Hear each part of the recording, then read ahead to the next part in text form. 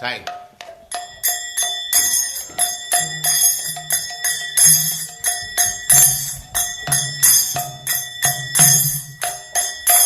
Jaya Radha Madhava Kunya Bihari.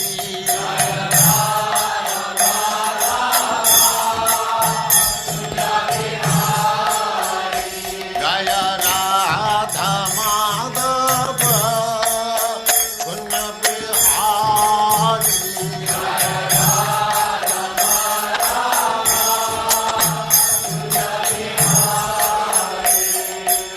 Gopi Jana Vallabha Girivaradhari.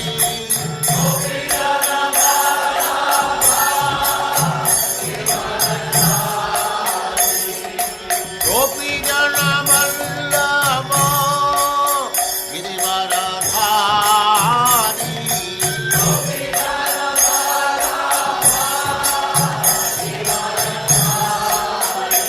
Jaya Radha Madhava Kunya Bihari.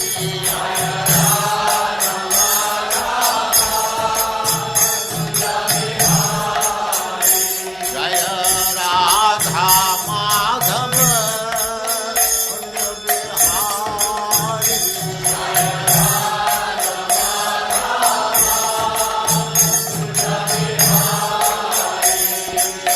Gopi Jana Vallabha Girivaradhari.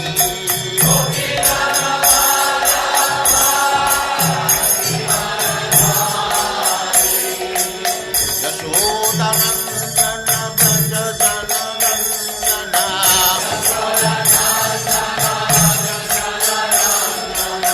Yashodanandana Braja Jananandana.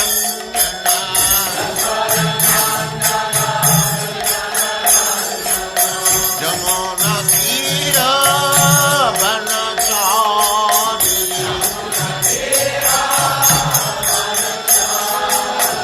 Jamuna Tira Vanachari.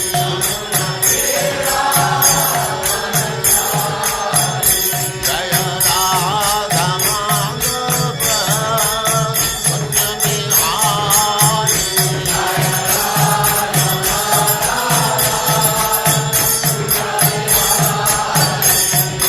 Gopi Jana Vallabha Girivaradhari.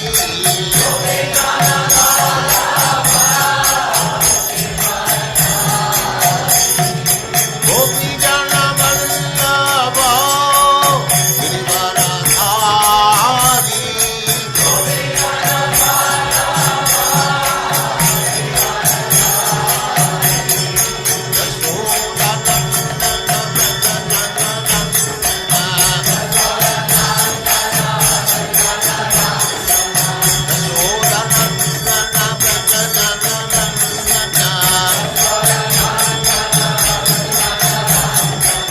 Yashodanandana Braja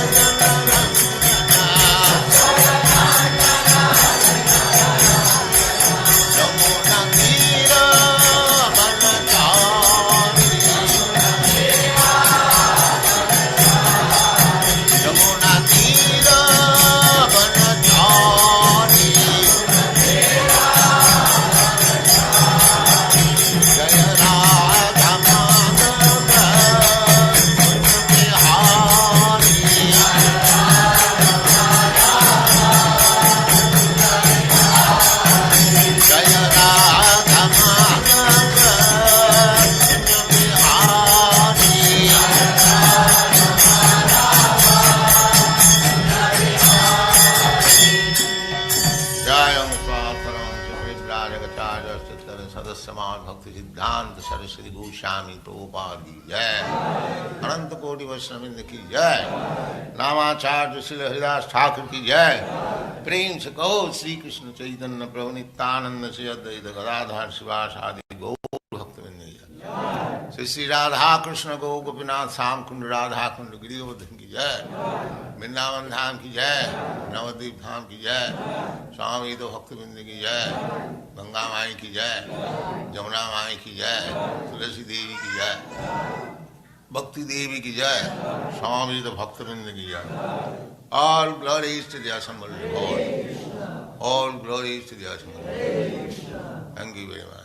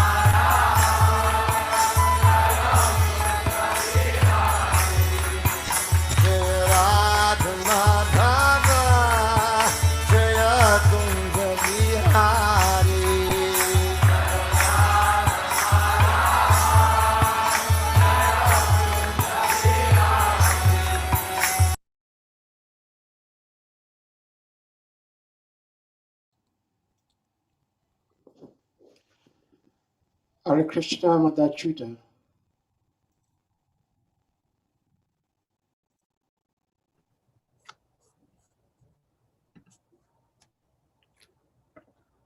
Hare Krishna. You're welcome. Thank you. Hare Krishna, how are you? Thank you. Please accept my humble obeisances. All glories to Guru, all glories to Shri Prabhupada. We're sorry for the delay, but I think we are ready. We may start now if you're ready. Sure. Okay, so I'm going to put the verse on the screen and then we'll start.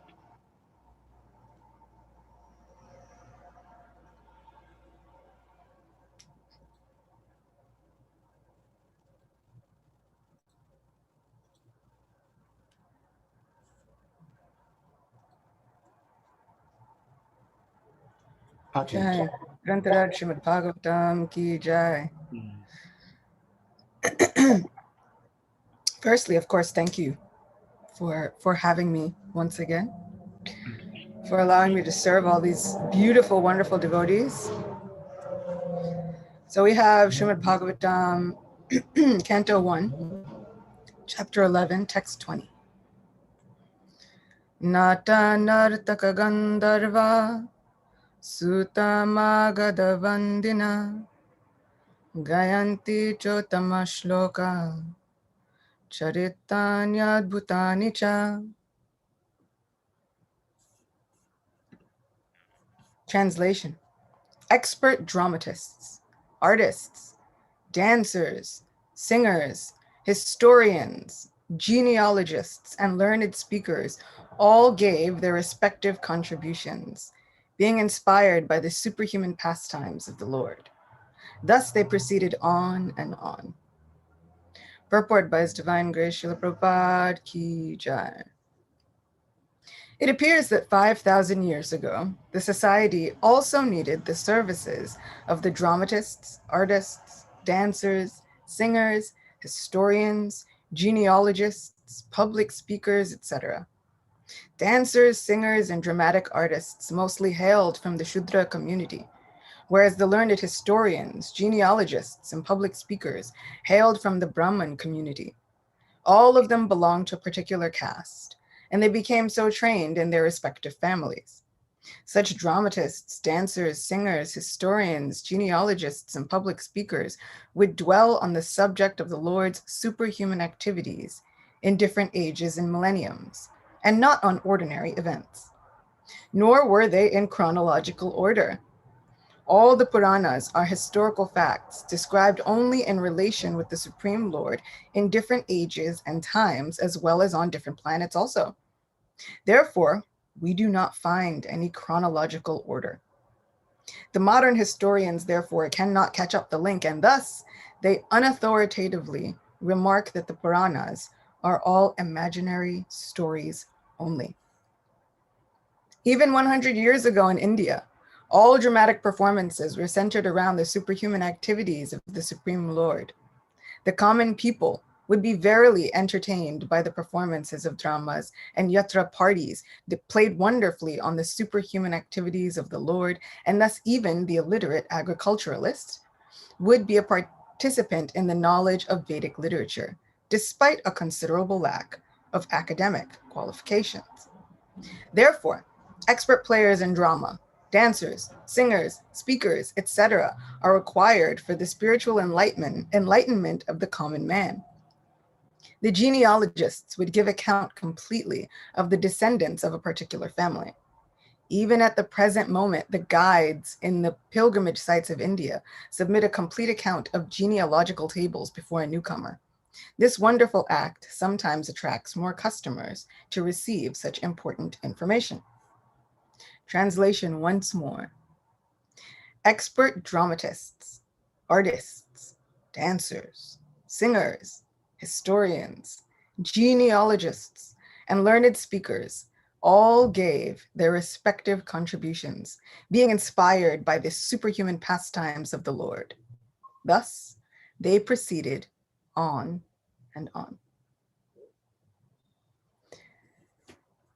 Om Ajnanatimirandasya Gyananjana Shalakaya Chakshurunmilitam Yena Tasmai Shri Guruve Namaha Shri Chaitanya Manobishtam Shtapitam Yena Bhutale Swayam Rupa Kadamayam Dadati Swapadantikam Nama Om Vishnu Padaya Krishna Prishtaya Bhutale Shrimate Bhakti Vedanta Swaminiti Namine Namaste Saraswati Deve Gauravani Pracharine Nirvishesha Shunyavadi Paschati Desatarine Jaya Shri Krishna Chaitanya Prabhu Nityananda Sri Advaita Gadadhara Srivasadi Gaura Bhaktavrinda Hare Krishna Krishna Krishna Hare Hare Hare Rama Rama Rama Hare Hare Vancha kalpatarubhyascha kripa sindhubhyeva cha patitanam pavanebhyo vaishnavebhyo namo namah. So as I said, thank you so much for allowing me to be with all of these wonderful devotees again, and for having the opportunity to be able to sit with you all and discuss something wonderful about Krishna. This is a verse that I've taken a lot of inspiration from over the years, especially over the past maybe 2 years. And I really love it because it brings to mind Krishna is for everyone. And Krishna, in his infinite desires, he's decided that he needs everyone. Every single person is absolutely necessary. And so in the course of this one pastime, we see that Krishna has decided to bring to the forefront everyone in society, not just the people with reputable positions in society, not just wealthy people, not unwealthy people. Everyone in society becomes a part of the pastime of greeting Krishna as he returns to Dwarka. What I also love is looking at the fact that everyone was in Dwarka. This was such a full city. This was such a city filled with all the different stratas of people. It's not as though there were people that Krishna said, you know what, it's okay. You go live somewhere else. He transported everybody. So I really love the point that everyone is necessary for Krishna, and Krishna is for everyone. Going through the purport of this wonderful, wonderful verse, first off, I feel as though it's imperative to note how necessary all of these professions are. We have dramatists, artists, dancers, singers, historians, genealogists, speakers, even writers. Everyone became a necessity within Dwarka. And everyone becomes a necessity toward our spiritual advancement. It's not just that, oh, that was Krishna's time and he was more merciful. And now in our Hare Krishna movement, we don't have room for all that. I've met many, many artists who have said that they've come across a particular problem where their mentors or their seniors will tell them that art is not a viable service.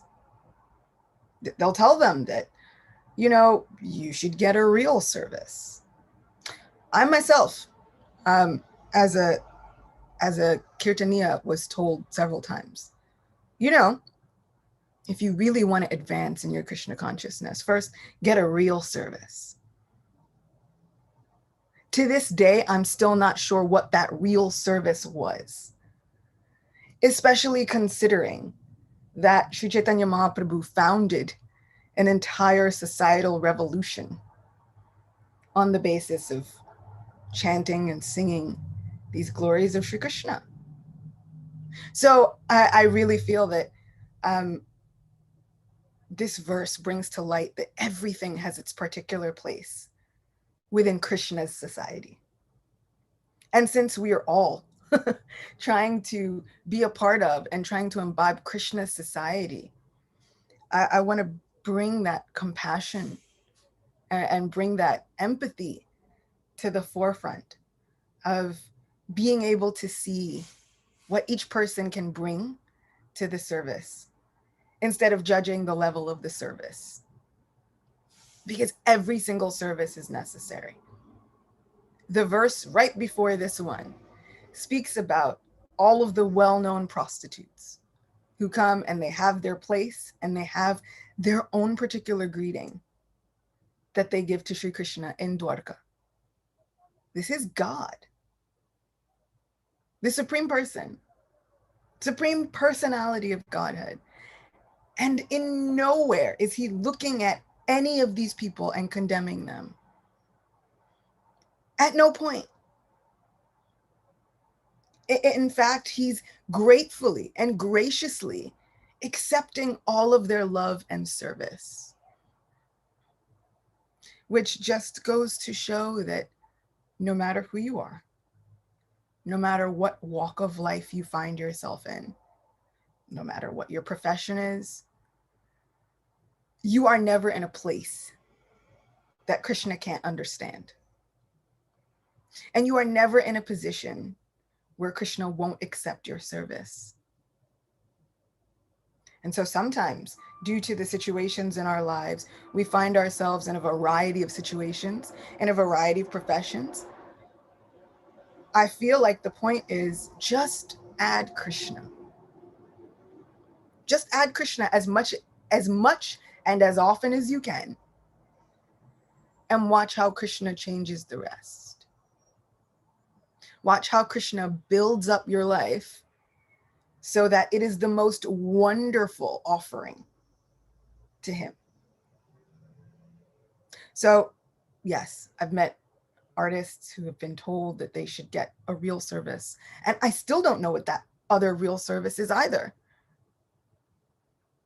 Where would we be without the pictures that Srila Prabhupada painstakingly commissioned to go in with Srimad Bhagavatam?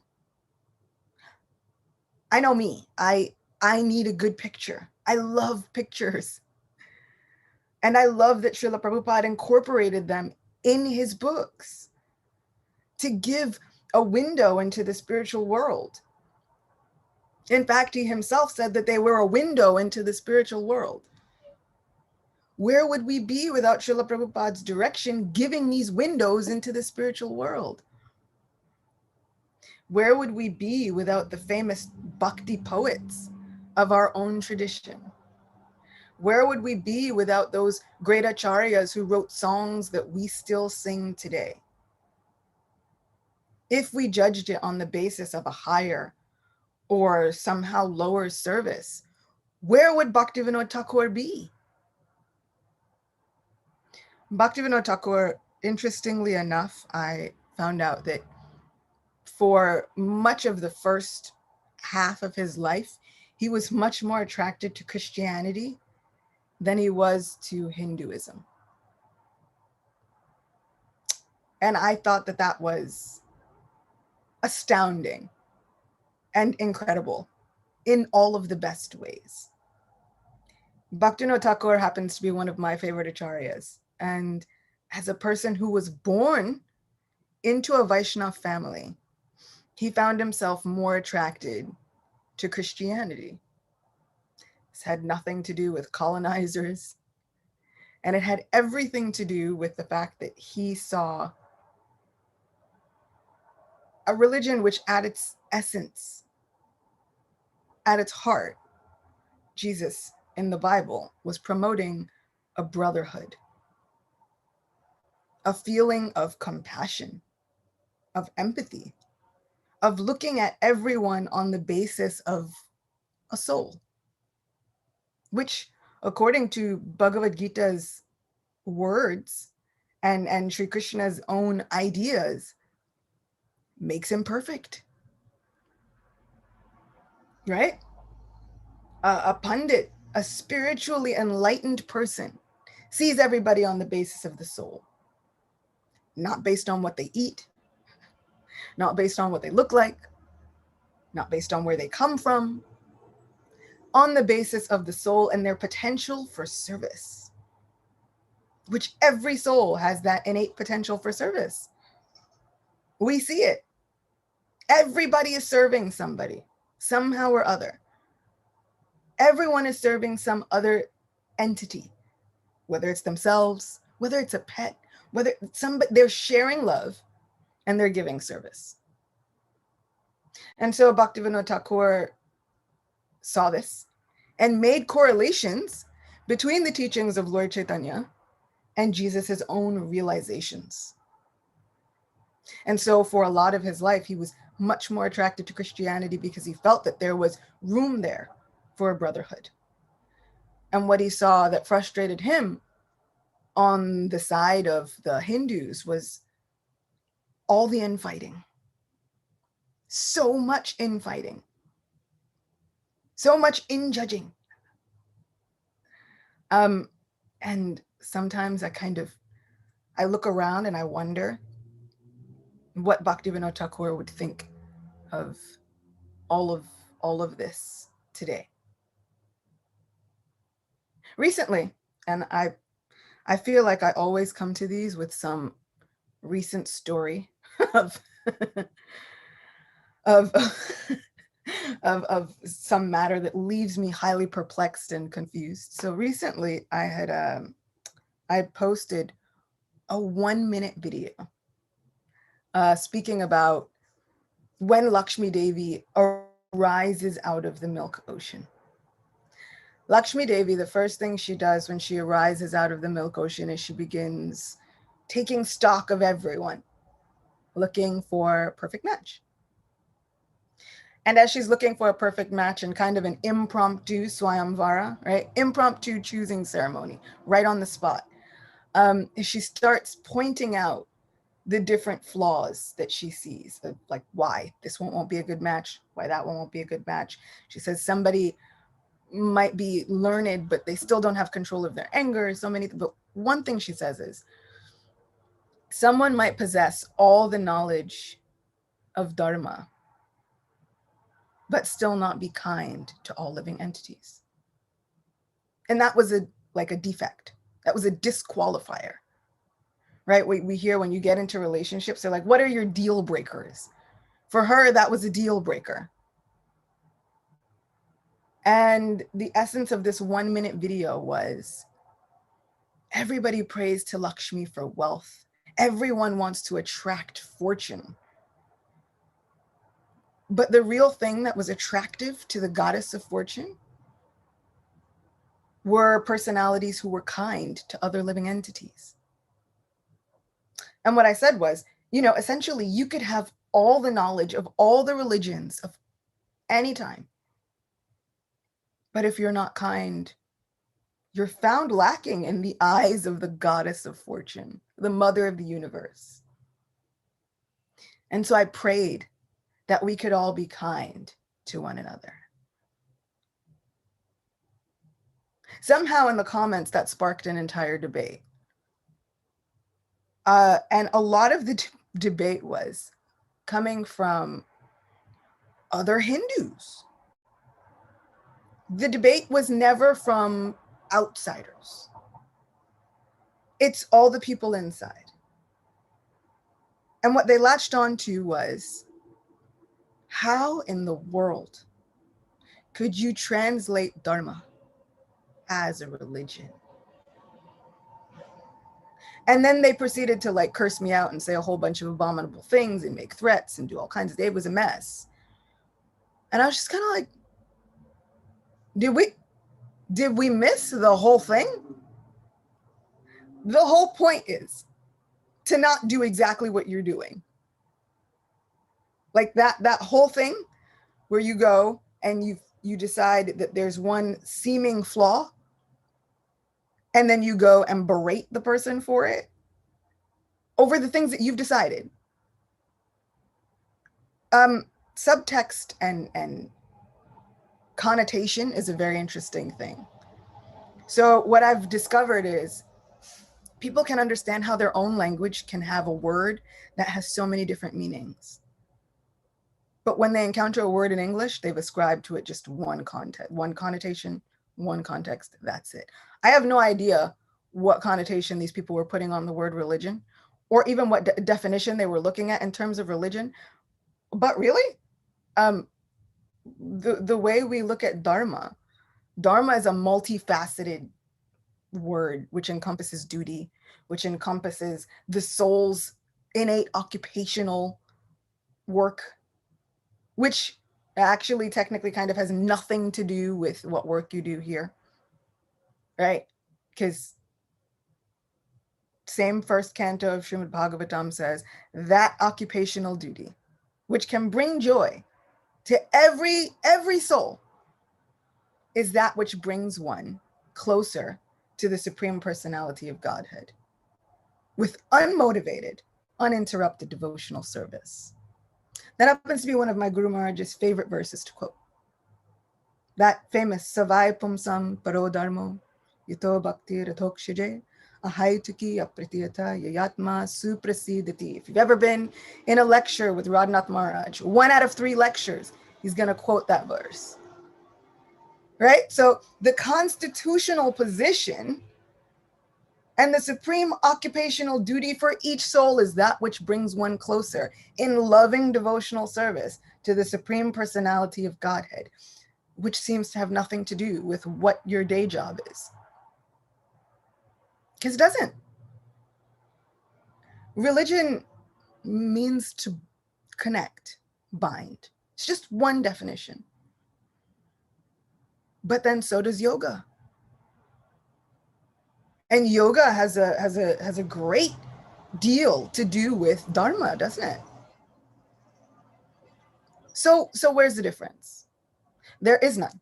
But the point is that we are so ready to jump over the essence of whatever anyone is saying and point out these flaws. And it's the infighting. So those are the moments where I sit and I wonder, what would Bhaktivinoda Thakur think about all of this? Guarantee you, he'd probably be listening to like some gospel music on the side. Probably. And it's not to say that there isn't infighting there. Of course there is. But what I really love is he was able to pick out the essence. He was able to grab the essence from so many different places. Over all of the infighting and stuff that he didn't like, what he did was he went to seek out more of what he did like. Instead of focusing on everything that was wrong there, at a certain point, he's like, okay, I can't change that. But I am going to gravitate toward what I love. And what I love about Bhaktivinoda Thakur extra, even over and above all the other things that I love about him, is the fact that he then decided to draw correlations. He didn't say, okay, Jesus was praying to some other God. We leave that over there. He decided to make correlations between the Shikshastakam verses and the core principal teachings of Jesus. This is my kind of acharya. Sri Chaitanya Mahaprabhu, it speaks about in Chaitanya Bhagavat, there was a Muslim ruler. And the Muslim ruler saw Mahaprabhu dancing in the street. And he asked one of his constables, he said, who is this person?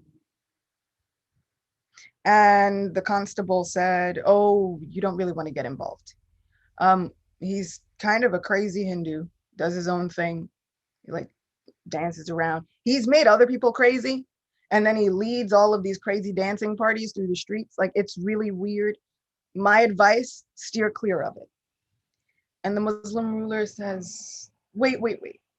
Don't speak like that.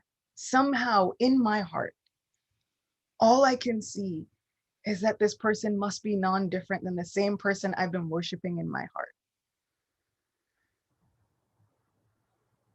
There's yet another example from Chaitanya Bhagavat where there is another Nawab and he gets very angry at chanting parties, right?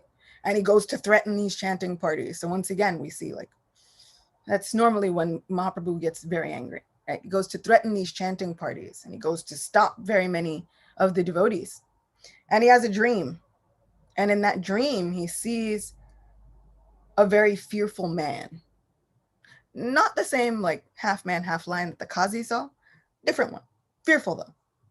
And he was quite angry, this fearful personality. And this Nawab says, who are you?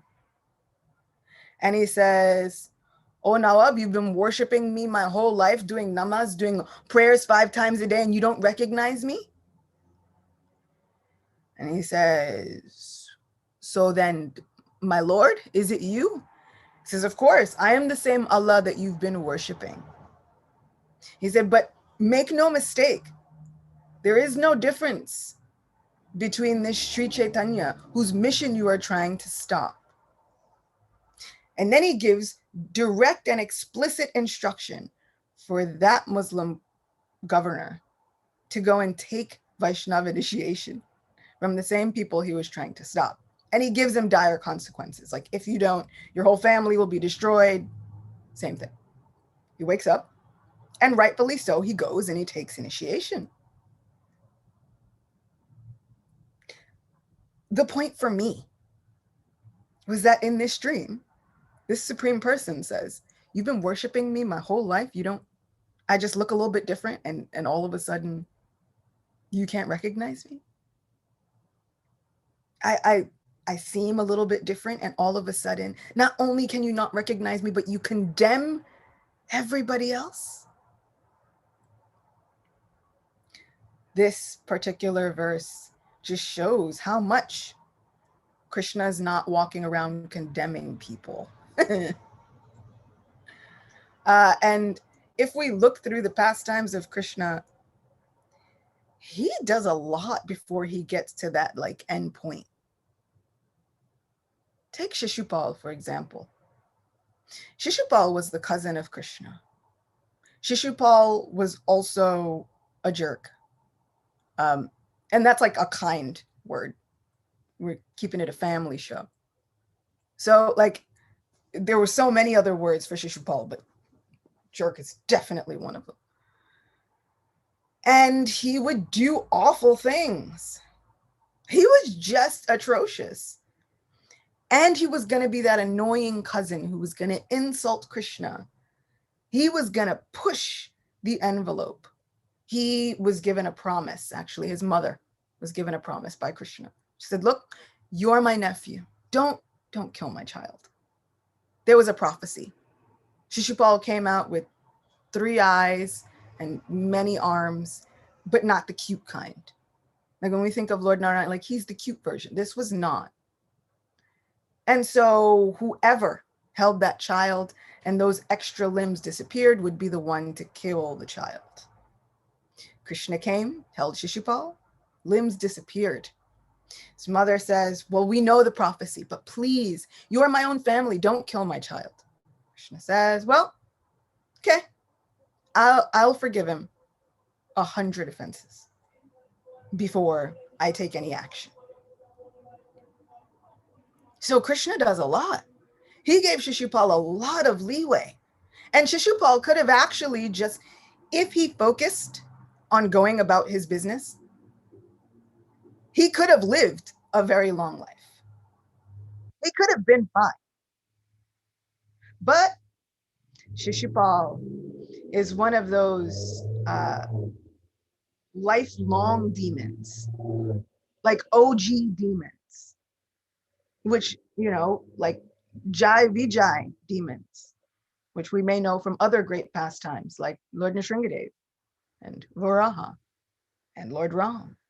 So now we have Shishupal, the very same expansion of these great demons like Hiranyakashipu and Hiranyaksha. So now what to do? Because he's going to live up to his nature, adopted nature. Because at heart, his nature is, he's a loving devotee, a gatekeeper of Vaikuntha, someone with the same form and qualities as the Lord of Vaikuntha.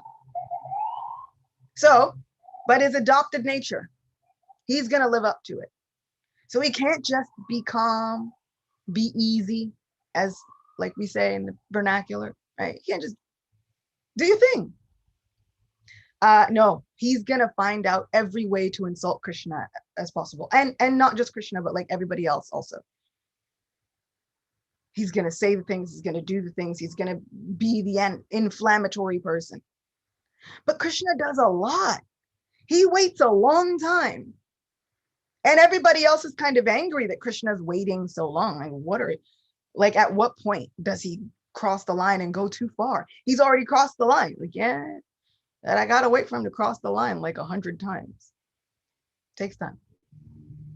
Even with Kamsa, it felt like Krishna waited a long time. So much so that Narada Muni was getting worried.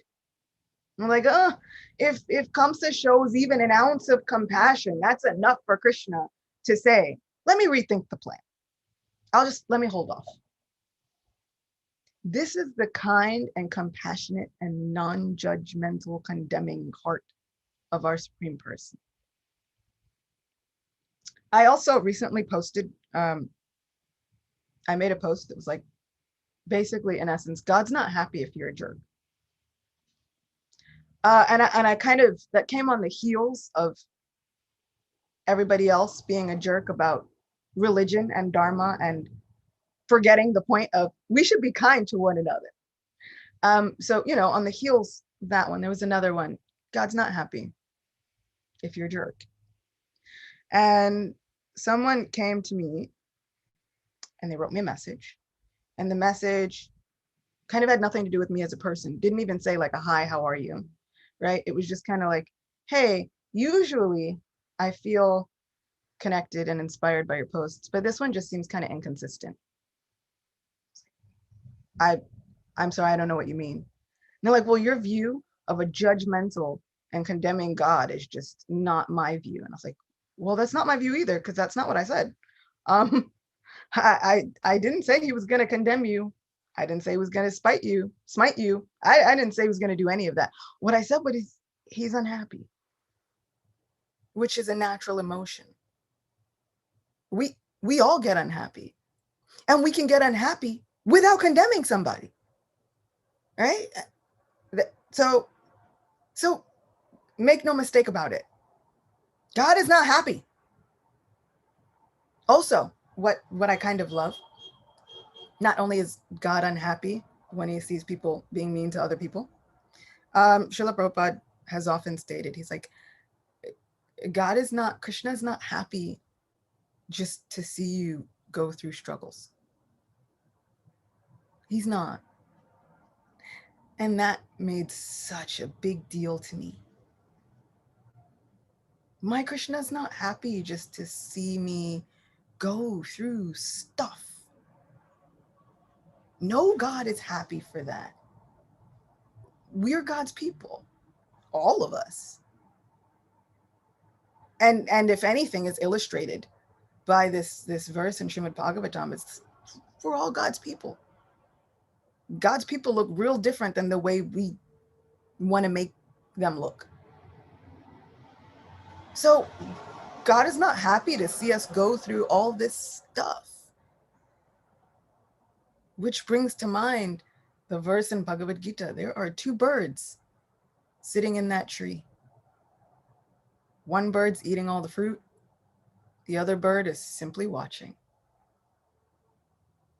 And so usually when things come upon us that we don't like, the first thing we say is, but God, if you don't like it, why would you do this to me?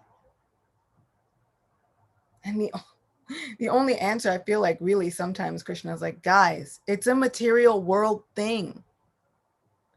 Like there are medications that you're going to take and you're going to get side effects. You take Benadryl, you're going to be tired for like 3-4 yugas. Not just that one day. You're going to be tired for a long time with that Benadryl. Every time. I don't know what they put in there, but woo. It's a material world side effect. You come to the material world, crappy things are going to happen. Right? Like, I feel like he's like, look at my life. Was my life free of the weird things? No. Because I accepted parts of a material existence, even though I'm outside of it, even though he doesn't have to do any of those things, right? He can exist outside of it. He's the master of it. All of these, and still, Ram's life was not okay. It wasn't. It's a material world side effect. So I want to stop like blaming God. I kind of also want to stop condemning people on behalf of God. Like on your behalf, don't you worry, God, I got you.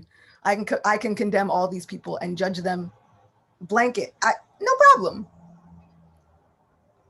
My Supreme Person doesn't need me to do that for them. He can accept everyone and does. So for anybody who's been told to get a real service, your service is valid.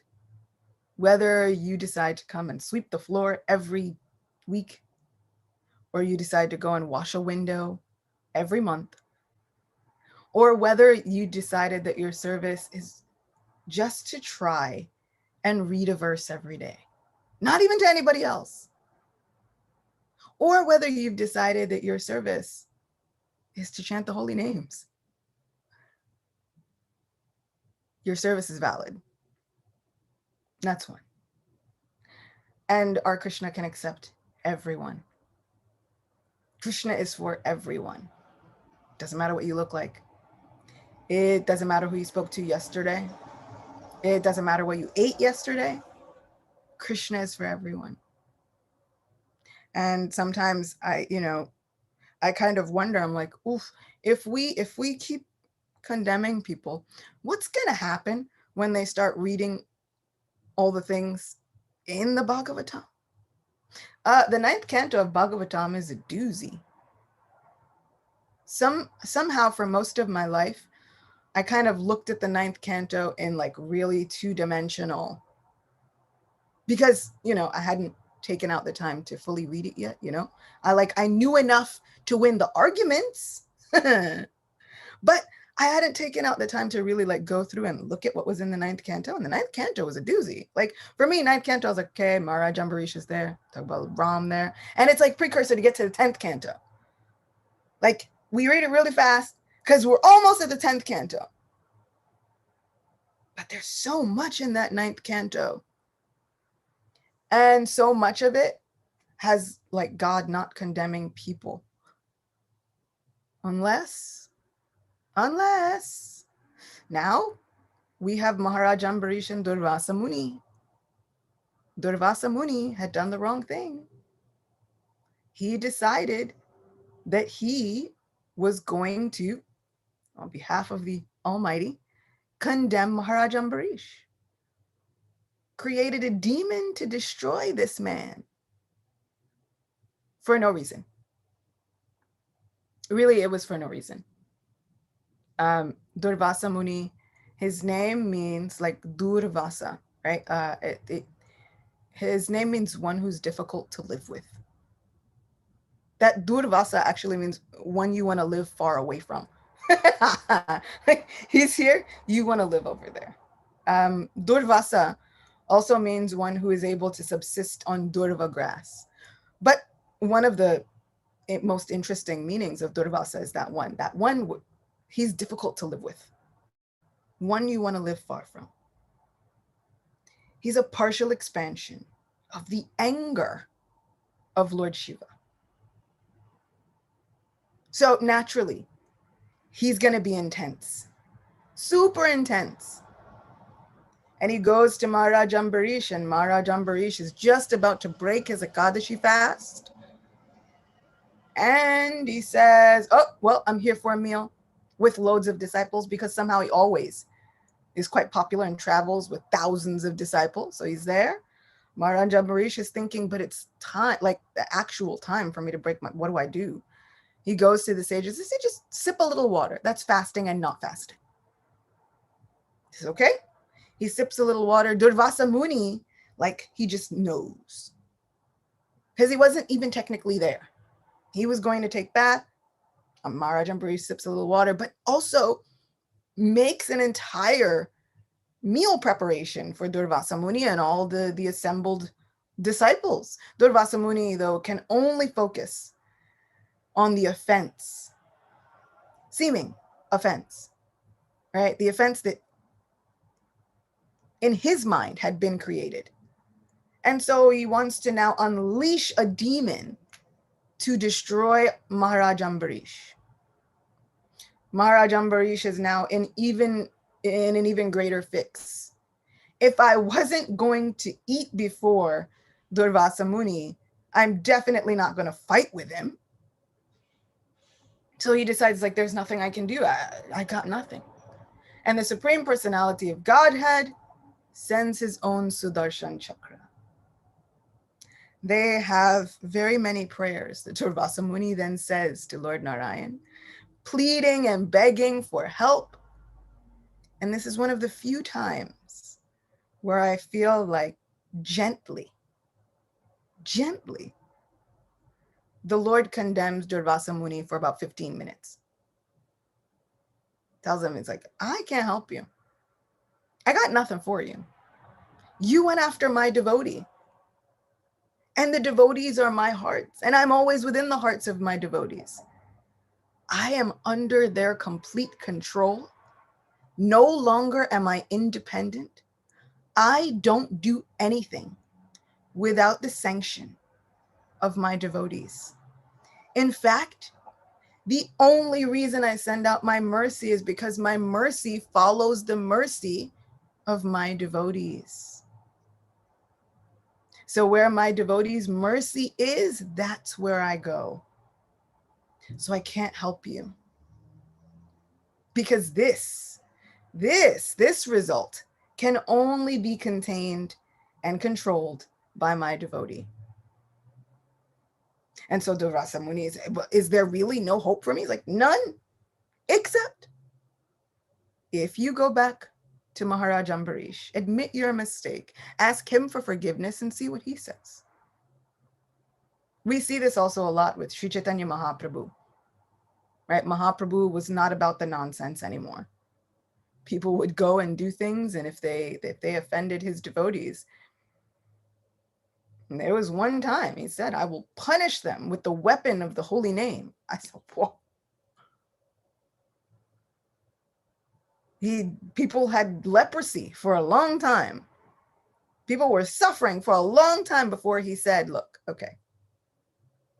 Or you could just go back to that person that you condemned, ask them for forgiveness, and see what they have to say. So I find it interesting that my Lord, my friend, doesn't really like to condemn people. It takes a long time. One surefire way to like speed up the process, to expedite the process of condemnation, is when you offend his people, which goes right back to us being nice to one another. That's all he wants. So, ninth canto is full of people going through so many different obstacles in life, going through so many different things. The ninth canto really blows my mind sometimes. There is literally a pregnant king in the ninth canto.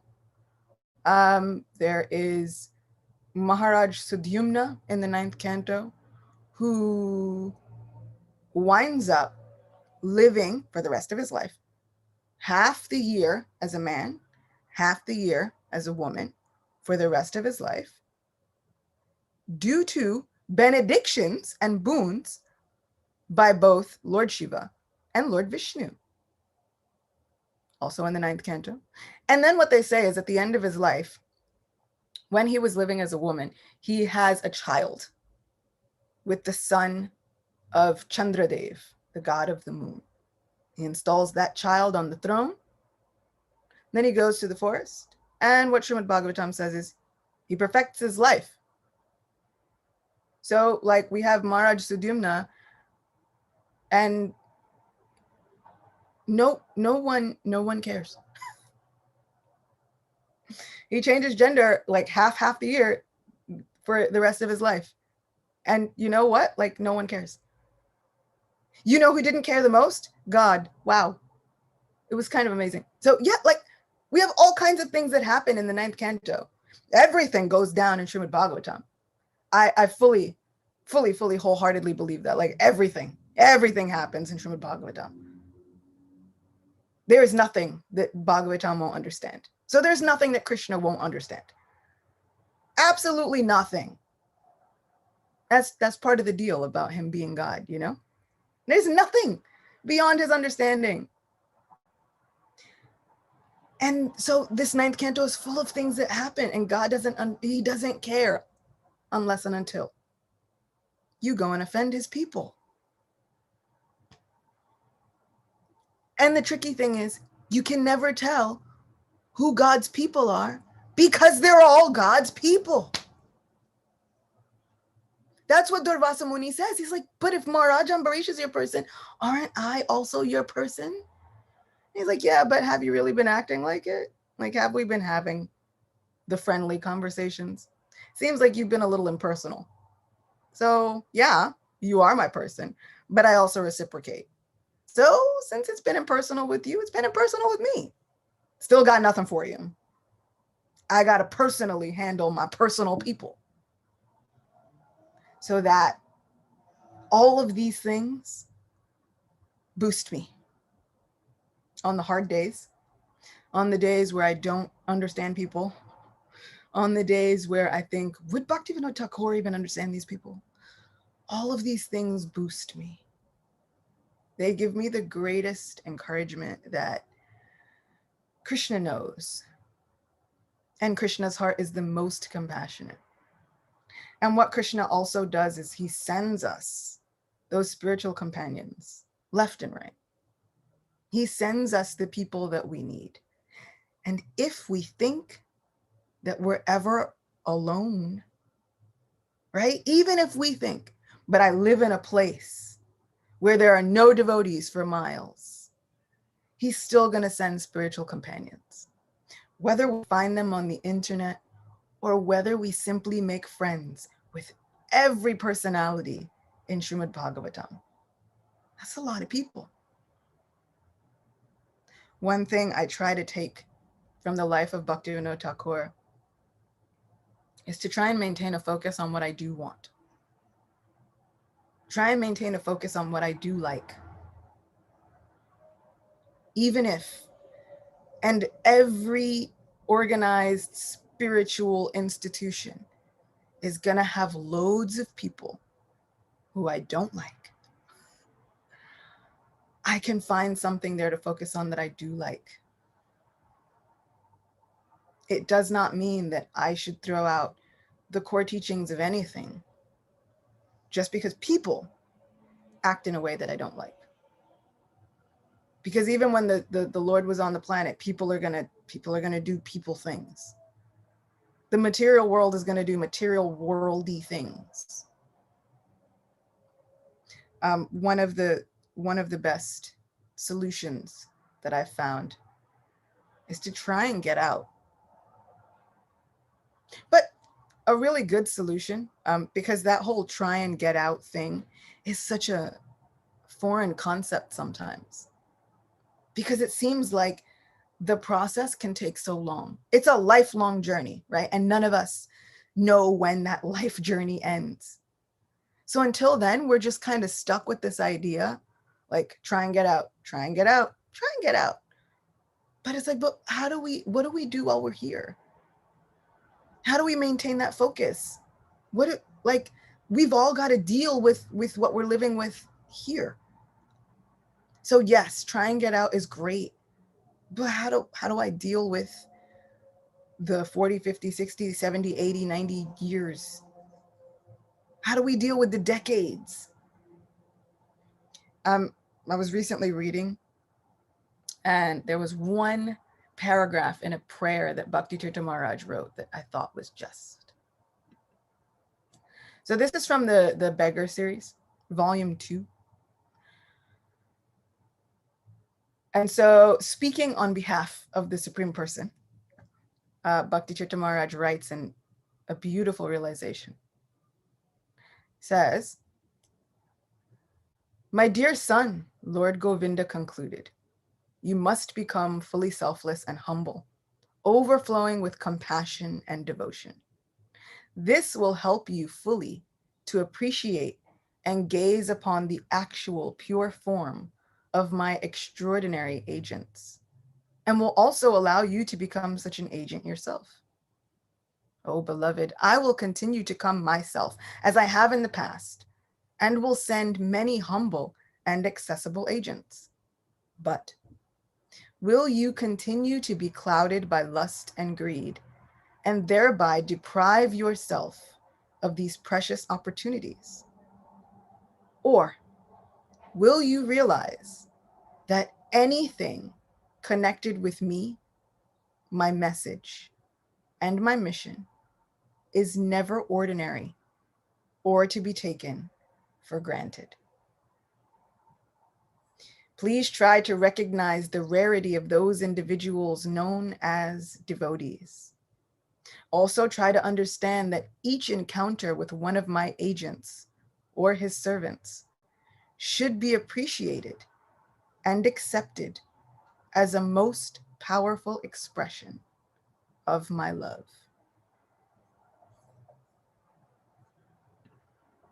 That to me was kind of one of the most beautiful things that I'd read. Which just goes to show that association is everywhere. It's up to us. Are we gonna continue to be sidetracked by the things that we don't like? Are we gonna continue to be sidetracked and thrown off course by the millions of people who will say horrible things, who will do horrible things? Or are we going to continue to try and find those expressions of Krishna's love in those encounters with his agents, who might look like anything? They might look like anyone. They could be anywhere. They could be in any organized faith. What I find is those people who've really, really delved into the heart of that supreme person, they're all saying the same thing. They're all doing the same things. So with that wonderful, compassionate heart, I'm always drawn back to this verse and these verses. This chapter of Srimad Bhagavatam is such a favorite when Krishna enters back into Dwarka, and everybody, it's like they wake up again. They've regained their lives. Like they were in a 2-year pandemic and they came out of lockdown. It's like they've regained everything that they loved about their lives, and they all rush out to meet the Supreme Person, regardless of what their jobs were, regardless of what society strata they were in. And, you know, I know that last thing that I'll address is we can look at these purports and feel a little attacked. And usually the attack that we feel is based on our interactions with other people, not always directly on what Srila Prabhupada says, but we can get triggered based on our interactions with other people, right?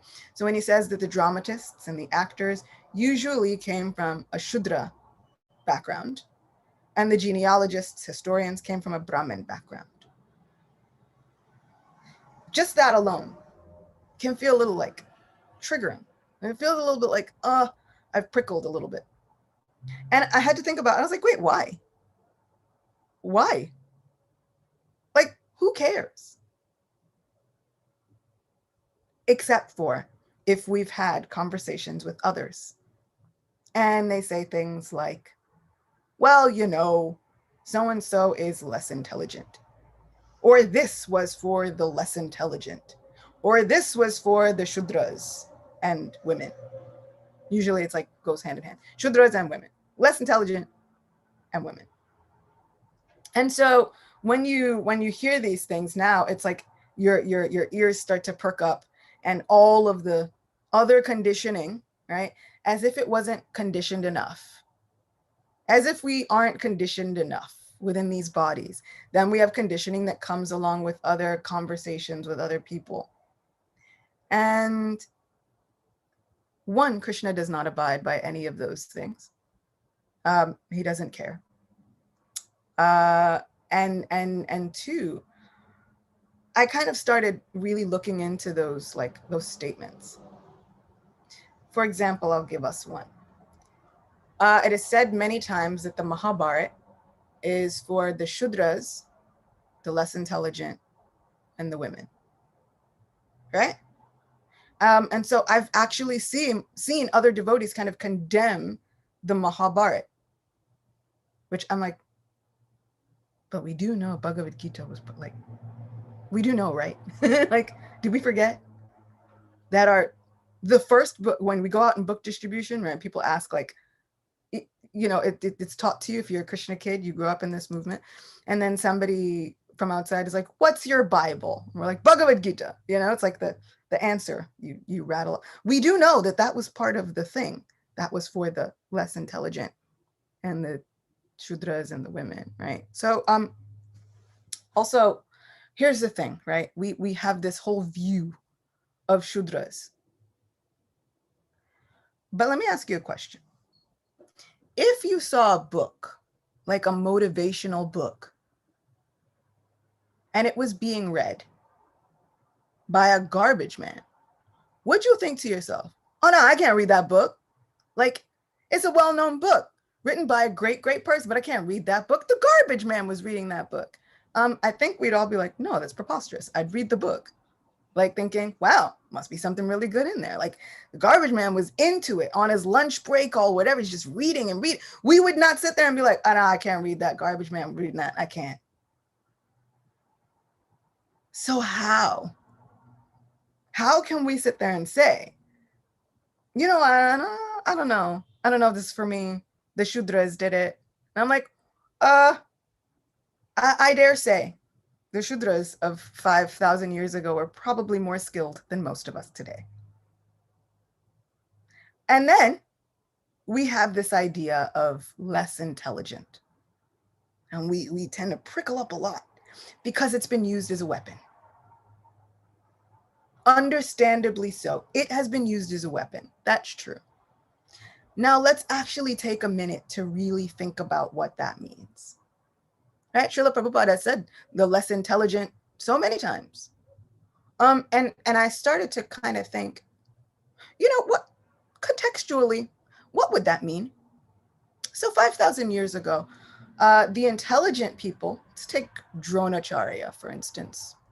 He was a Brahmin, one of the more intelligent people. This man had the knowledge to go and put little reeds together and stick them together by mystic potency and get a ball out of a well. I can't do that. Just full disclosure, I have none of that skill. This man had the ability to shoot arrows at targets miles away and to teach others how to shoot targets miles away, and had the knowledge to give people mantras that would make arrows with mystical abilities appear out of thin air. Like at some points you did not even have to, like you could carry a quiver, but some of the arrows would just materialize. This was the person who held that knowledge, that intelligence. If we're judging intelligence on the basis of certain capabilities, I'm definitely less intelligent than Dronacharya. Also less intelligent than Bhishma. And he wasn't technically a Brahmin. Also less intelligent than Parshuram. I think I might have been less intelligent than a lot of people back then. The Brahmins of those days were able to start fires by mantra. Sometimes I can barely start the fire with the lighter. Like if they put the child safety lock on the lighter, I'm done for. Why is the child safety lock locking out adults? So yeah. Looking at it holistically, I don't think that less intelligent is an insult anymore. I think it was just statement of fact. Like if you could not produce the mantra by the fire by mantra, or through the chanting of your perfect mantras, if you could not produce a bowl of sweet rice and or a child out of said fire, this was a different kind of intelligence. Yeah, I've got a different kind of intelligence. He didn't say that you had no intelligence. It's just different. So I want to stop looking at these things on the basis of how they've been weaponized.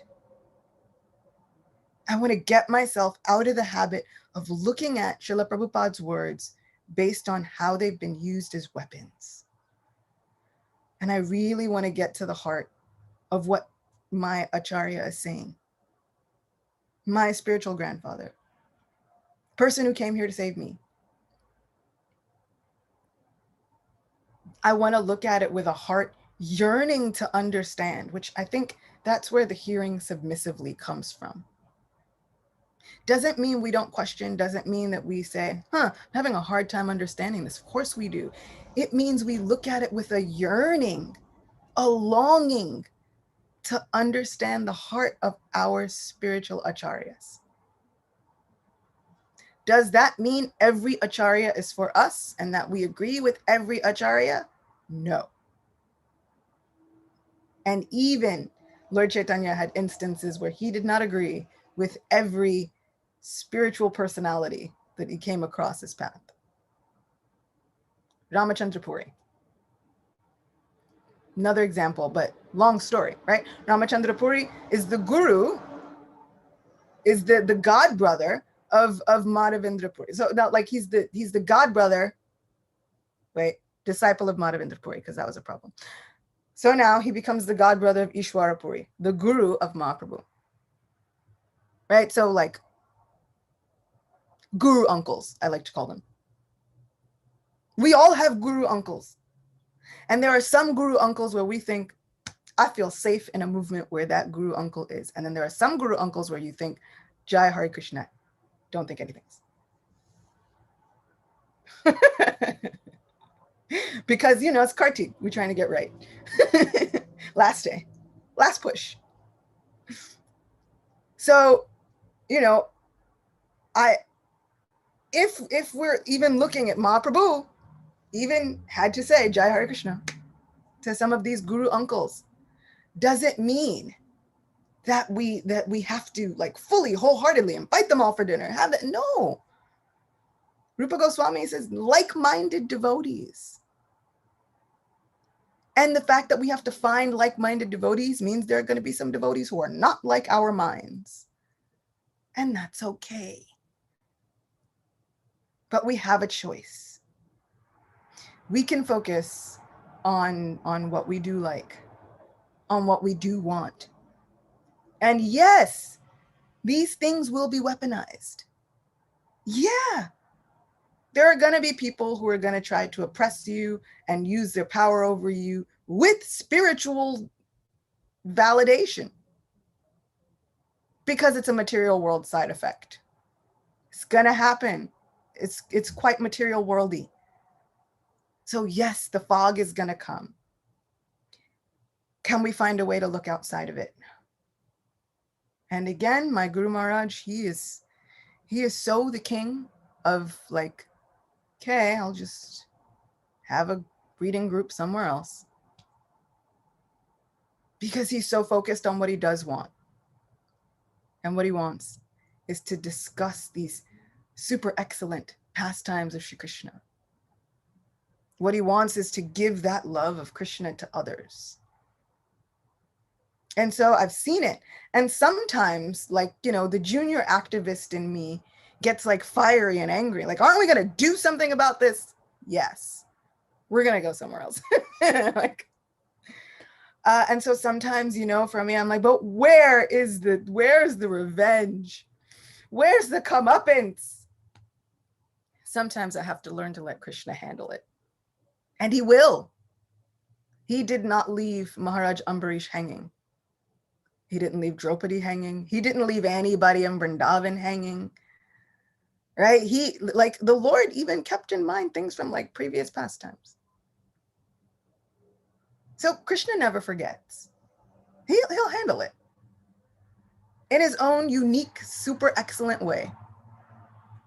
And so we see a lot of these pastimes, a lot of the things, it's like how somebody was asking me, they were like, if Krishna is so all forgiving, then how could it be that he like kills demons and does all those things and even encouraged Arjuna to take part in a bloodbath massacre? horrible battle that Arjuna did not even want to participate in. How could this be the same compassionate, all-loving best friend that I keep talking about? Yeah, it's true. What's amazing is that Krishna even says himself, I don't need to be here to kill demons. Demons can destroy themselves with time.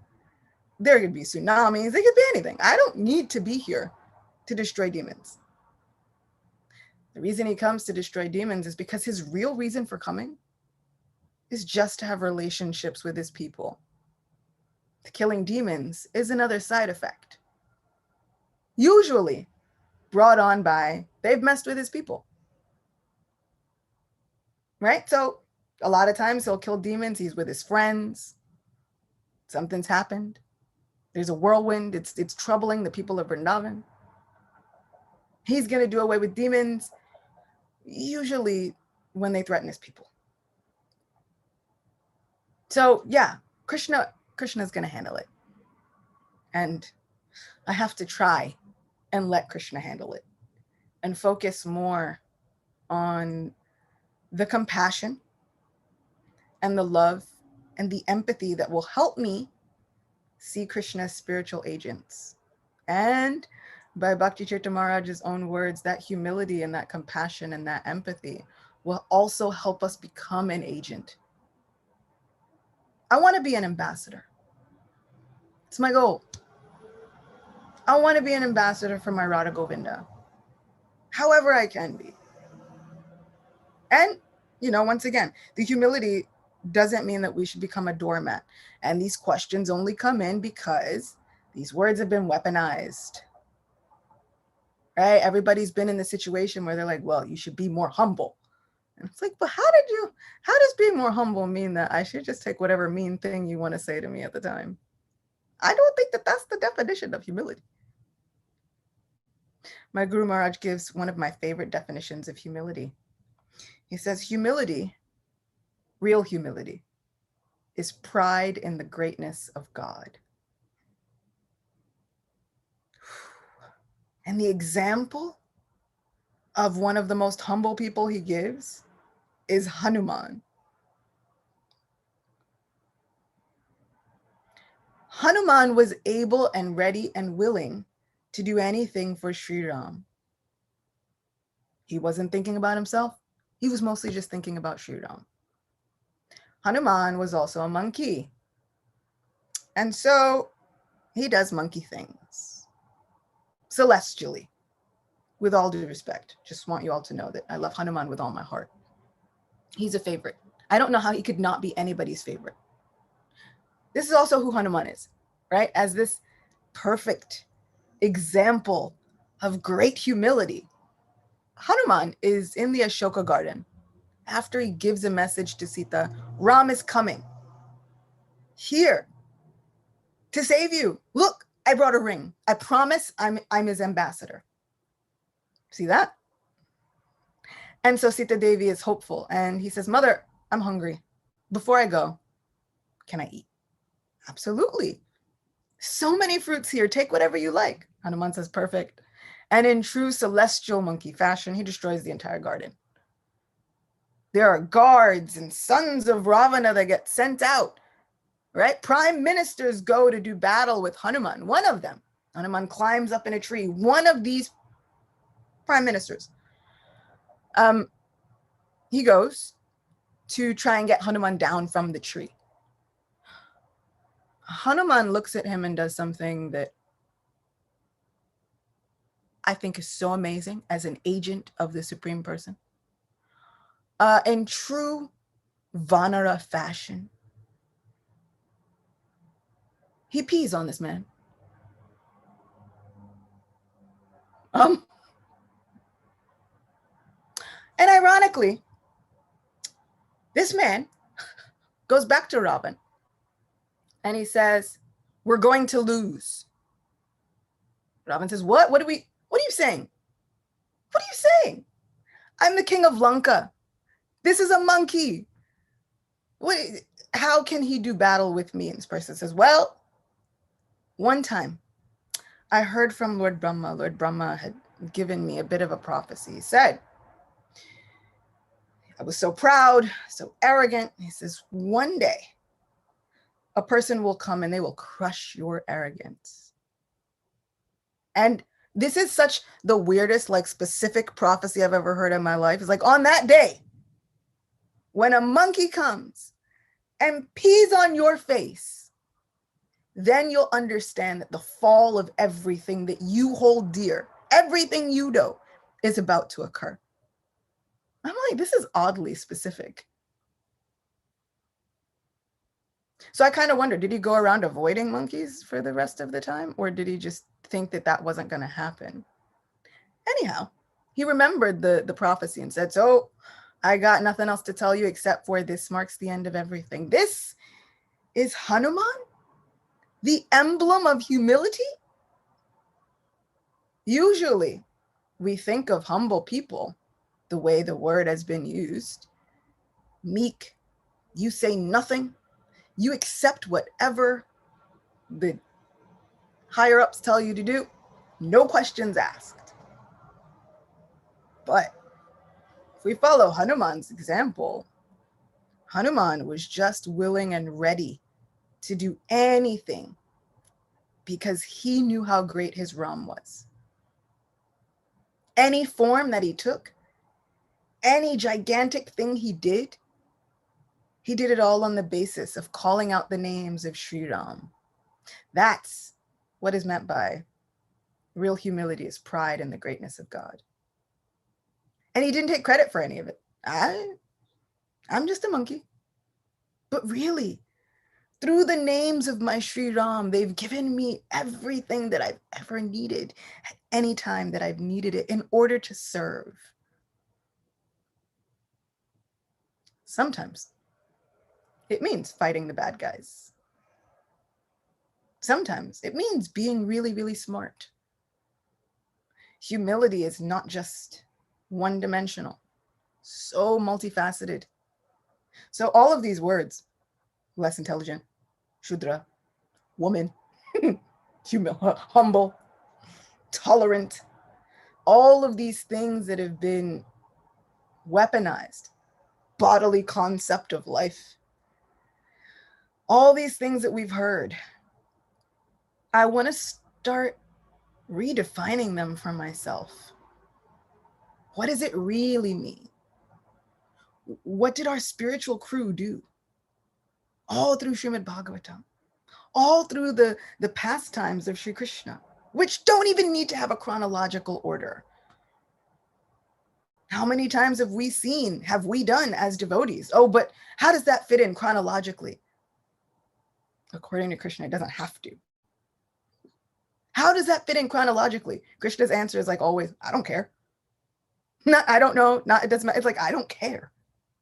He doesn't have to do it. All of these things, Srimad Bhagavatam, all of these works of art, even, they say Krishna performs all of these superhuman pastimes just to give his people something to talk about, just to give us things to focus on. That's what I want to do. I want to change my focus. I want to have tunnel vision on the things that I love about spirituality, about Krishna, about finding, growing my own spiritual community, whatever that looks like, with like-minded souls. I want to have tunnel vision on, with my faith on Krishna. And I've said this before, I want to have faith where we spend so much time trying to prove that God is real. But now I kind of just want to live life in such a way that no one can prove that he isn't. I want to have such a love affair with my spirituality that they're like, no, he was, even if you don't believe in a supreme person, like, yeah, but no doubt that she did, so I gotta hand it to her. Like, even if you don't believe it, you shouldn't be able to deny that I did. That's where I want my focus to go. That's how I want to redefine these things that have been weaponized so that they can't be weaponized for me any longer. Whether even through, and you know, sometimes it doesn't even take the argument. Like, you know, what's amazing is that so many debates Mahaprabhu had, and they would go for like a week, 7 days, it'd be really long. And the other person would be saying so many things, and Mahaprabhu would just be really quiet. He'd be so quiet. And then at the very end, they'd be like, oh Pandit, you know, Nimai. Or in later cases, oh, young sannyasi. You've been quiet for so long. What do you think? And somehow or other, the thing that made them most angry, he would just say one sentence. I disagree. And then he gets so angry. Or his other favorite. I've heard everything you've said. It's all wrong. People have dedicated their lives to the study of certain things. You've got it all wrong. How? How could I have gotten it wrong? I'm a Sanskrit scholar. I know every usage of every Sanskrit word there is. He's like, right. And in nowhere did you talk about devotion, love, compassion. So it's all wrong. Sorry. He's saying the same thing that the goddess of fortune has said. We have to be kind. Over and above all the rules of religion or dharma, or however you want to term it. The constitutional position of the soul, let it be that we are kind. Even in expressing things that we disagree with, we can still be kind. Pay our obeisances from afar and move on. Because this life process, it's both too long and too short to spend it arguing. So yeah, these verses, this whole chapter deserves to be read and reread and reread and read again. And even if we never move on to the next one, it's okay. Because it reminds me that Krishna is for everyone. Doesn't even matter if you are a prostitute. Just, I don't care, not in my city, cool. Krishna book, there was a line. And they said that when Krishna went for the Rajasuya sacrifice, he knew that he was going to be spending some extended time in Hastinapur. So he brought his wives with him, all of them. And what we've also learned is that Srila Prabhupada uses the word society girl, which is like advanced word for like courtesan, you know, like the high level prostitute ones, right? Those are the society girls. Refined. All of them were refined back in. If you ask, everybody was more refined than we are today. We have no refinement compared to 5,000 years ago. So society girls, right? And I said Krishna had his own. And he brought them with him to Hastinapur along with his wives. Do we know how many society girls Sri Krishna had? 32,000. That's my God. 32,000. I don't care what you do with your life. Don't you ever say there's not room for you in Krishna's entourage. That's it. If we have any takeaway from this lecture today, I don't care what you've done with your life. I don't care. I don't care about the hard times. And not like I don't care. What I mean is the consequences, whatever it is, actions and react, that's not my business. There is absolutely room for you in Krishna's family. That's it. My sister homeschooled her 3 boys all the way up till college, which is an incredible feat. And every day she had rules. And because there were 3 boys and they were often not paying attention, sometimes she would yell the rules at them, right? It really 3 simple rules. And I've taken them into my life. These are my 3 rules from life, courtesy of my teacher, my homeschooling teacher sister, right? So do your work, right? We do what we can do. Mind your business, right? The action and the reactions, the karma, is that really am I Yamaraj? No. And the last is so important. Shut up. If we could just shut up. Sri Chaitanya Mahaprabhu says, if you chant the holy names and just don't criticize anyone, I promise you I'll take you back home, back to Godhead. If that isn't the fanciest way of saying my sister's rules, I don't know what is. Do your work. Mind your business. Just shut up. That's it. She gave the essence of bhakti yoga to these children. They don't even know what they had. These are important life things. If we could just do our work, mind our business, and be quiet. Sometimes that's all it takes. Sometimes all it takes to win an argument is just to be quiet.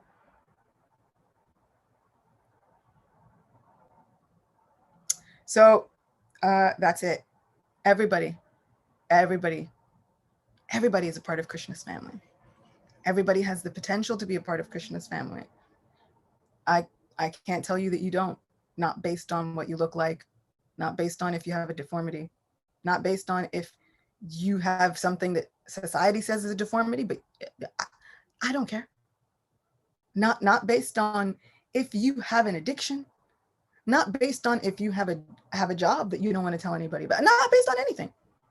You are part of Krishna's family. That is law. So thank you so much for letting me vent all of my frustrations and letting me speak about my goals for my own Krishna consciousness. Thank you for always allowing me to come and be with all of you devotees. Really, it's a favorite thing. So thank you. Hare Krishna. Thank you so much, Mother Acyuta. You just reminded me of so many things and so many great personalities also. You reminded me of Guru Govinda Maharaj. Guru Govinda Maharaj, when he gives class, he will go on for hours because he's so nectarian. He doesn't know when to stop. But himself and the audience are all in ecstasy. They're all glued to hearing. So thank you so much. So at this point, if anyone has any question, you may raise up your hand and then you'll be asked to unmute to ask your question.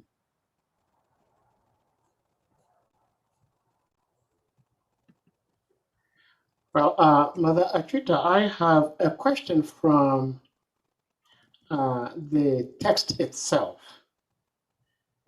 I mean, one other thing I like so much about your classes, almost to the tail end of the lecture, you were talking about what real humility is.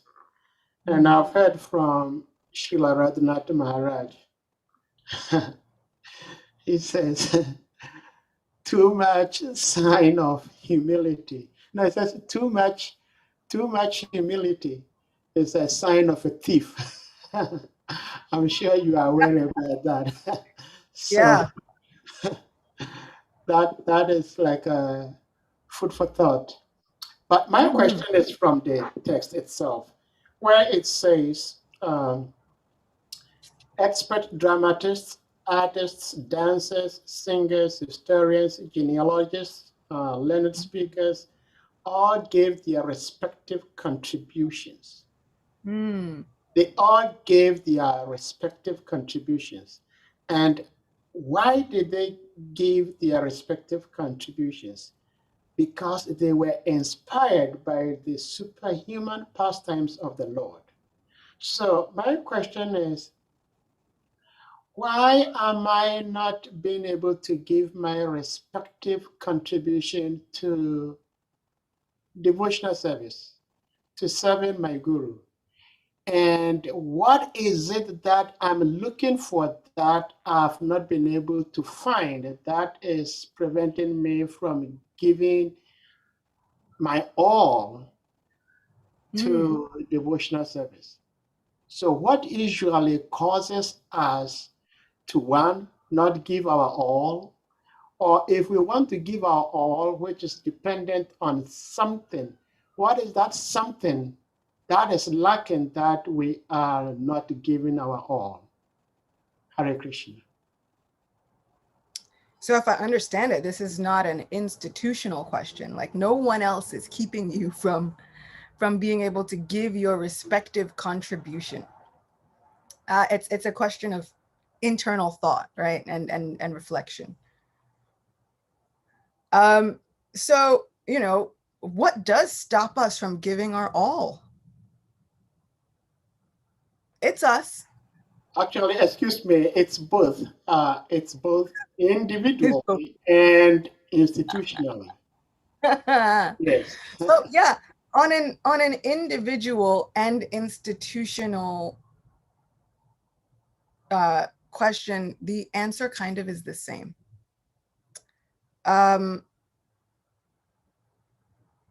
When we've decided that our service only looks one way, right? It looks like this, like this, like this. Then we have some idea that we are being held back from giving our contribution. But what if that's not the only way to serve? One day, someone wrote me and they said, in my temple, they don't allow women to give lectures. You should change this, and you should somehow fight for it, and you should make a difference because I am not being able to serve. I said, one, how am I supposed, like, they were in a different country. How am I supposed to fight that for you? But what I also said was, well, if we look at it one-dimensionally, then sure, you can't preach. But if we look at it as a multidimensional thing, where there's a will, there's a way. I was reading online to whoever would follow 3 nights a week for as long as I could manage it. If nobody asks you to give a lecture, cool. But now we have social media. You can pretty much give whatever lectures you want, whenever you want. And whoever comes will be there to vibe with you. And I guarantee you will start to create an audience just from being consistent. You will create a tribe of people who yearn to hear what you think, who are inspired by your realizations. I also found that doing that kept me really honest and kept me on top of things. Because I found, like, I was like, how am I going to read to people and have realizations 3 nights a week if I'm not actually like chanting and having realizations? That's a thing. So it made me focus on my game, right? It made me focus on, okay, not only is my spirituality external, but internally, what am I doing to get better, to be better, to somehow fill up so that I can just be a conduit for mercy? Because that's all I've ever wanted. Someone who was a conduit for mercy. So I wind up thinking, okay, how can I be the thing that I've wanted? How can I be a conduit to tell somebody else, you know what? I don't think Krishna's against you. In fact, I think he's rooting for you the whole way. So what is stopping us? The one of the greatest obstacles to our spiritual lives, and I've heard this from Radhanath Maharaj and so many others, is not actually not having the wherewithal to do it. It's apathy. Worse than feeling even angry with God, because at least there's still some feeling there, right? Like in a relationship, worse than when the other person is angry with you, it's when they feel apathy, when they feel nothing. It's so difficult for a relationship to continue then. It almost always marks the end of that relationship. The same is with our relationship with Krishna and our relationship to our devotional service. Not having a platform doesn't always have to be the thing that ends our devotional service, but apathy. So if we are not feeling that hunger, if we are not feeling the drive, then we have to go in and find that hunger again. Find out what really, really pushes us. Usually, and from the life of Lord Ram, what we find is we don't usually seek out the solution to a problem until it becomes personal. Right? We've seen that, right? There are so many different forms of things that people are dealing with in this material world, but celebrities usually hop on when it becomes personal. They have a family member who's neurodivergent, so they're now going to make loads of funds and charities to help the medical community come up with new things, right? Like everybody. I've seen it even down to the most like small parts of community. My temple had a bathroom and there was no baby changing station in the bathrooms. And people dealt with it for like, sister, everybody dealt with it. And then one time, this one lady had a baby and she's like, you know what I realized? There was never a baby changing station in here. I'm going to raise money and install one. And she did. But it wasn't until she had a baby. Because people with babies had been going along with their babies and you don't see it. So if we are lacking that hunger, we need to go find out how to make our spiritual lives personal and where we've begun to make them impersonal. Where have we started, even more than being upset, even more than being an actor, where have we started to not care? Once we get that apathy and we start losing the feeling, right? You get like neuropathy. You hear that? Right? Where like you have nerves, and if those nerves start to lose feeling and die off, you've got to solve it really fast. Otherwise, it can cause irreparable damage, right? Irreversible damage. We have to find out where we have spiritual neuropathy. Where are we losing feeling in those spiritual nerves? And then we have to go and find a solution fast before it causes some irreparable damage to our spiritual lives, where we start looking at ourselves and Krishna even differently, where we start thinking, he doesn't care about me. And worse still, where we might think, and I feel kind of lukewarm about him. So the biggest obstacle is not the feelings, it's the loss of them. We can ask questions and we should, but the biggest question to ask ourselves, if we feel stifled, I'm not able to give 100%. If it's due to an outside institutionalized situation, there's always another avenue. And I guarantee you, it feels so much better to start your own table than to keep fighting for a space at somebody else's table. Srila Prabhupada said ISKCON can be 2 or 200. Sometimes let the fight go for the 200 and find your 2. Find those devotees that inspire you and can give back the faith. Bhaktivinoda Thakur says, if you have a problem chanting, if you find that you're inattentive while chanting, if you have a problem finishing your rounds, find those group of devotees you can chant with. And when I was reading that, I was like, this almost sounds like an AA meeting, you know, like it's like, I have an addiction to material life, right? It's like, I need like material life addiction anonymous. I need like an AA meeting. I need to find my people.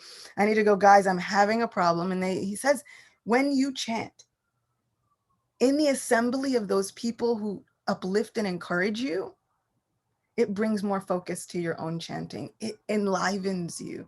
It invigorates you. So if we're feeling stifled, stop fighting for a place at that rickety table that like wobbles and you got to put a piece of paper under one of the legs to make it not creak and do all this stuff. Stop fighting for a space there. Create your own. And then find and stay hungry. Stay hungry for mercy. Stay hungry for Govinda's own presence in our lives. At least that's what happens with me, especially when I'm like, ooh, I'm really not giving all that I could be giving. And it's like, why? It's well, because I just spent the last 4 hours binging America's Got Talent instead of doing something productive. But, you know, nothing I can do about that. Can't stop it now. And there are so many times I've told myself that. I'll justify it. Nothing I can do about that now. And we should remember that even though we try to grasp every day as if it were our last opportunity, even if we haven't done it that last day, we have another chance tomorrow. If Krishna sees fit to give me another tomorrow, I can wake up. I can say just so simply, Krishna, Krishna, and take another opportunity. I was reading Skanda Purana. There are so many innumerable benefits and benedictions that go to a person who just even once says, Krishna, Krishna. There are benedictions for a person who wakes up in the morning and just says, Krishna, Krishna. Imagine just chanting one round. So, start your own table. Let's get real with ourselves and find the hunger and find where we've had spiritual neuropathy. Let's find our people, right? Don't fight for the 200, find our 2. According to Srila Prabhupada's version, right? 2 or 200. Let's find our 2. But, you know, also, there was one more really important one that I wanted to say. Now, it left. But yeah, we can start our own thing, and we should. But also, we kind of have to let Krishna finish. You ever been in a situation where you've had to fight for your service against anyone and everyone? And then Krishna moves you to another service. And then you say, how could you? I wanted to do that service. He's like, you were happy with that service. You were fighting the entire time. And then sometimes he gives us, that's where it comes in. I just remembered the one that was important. He gives us a new service.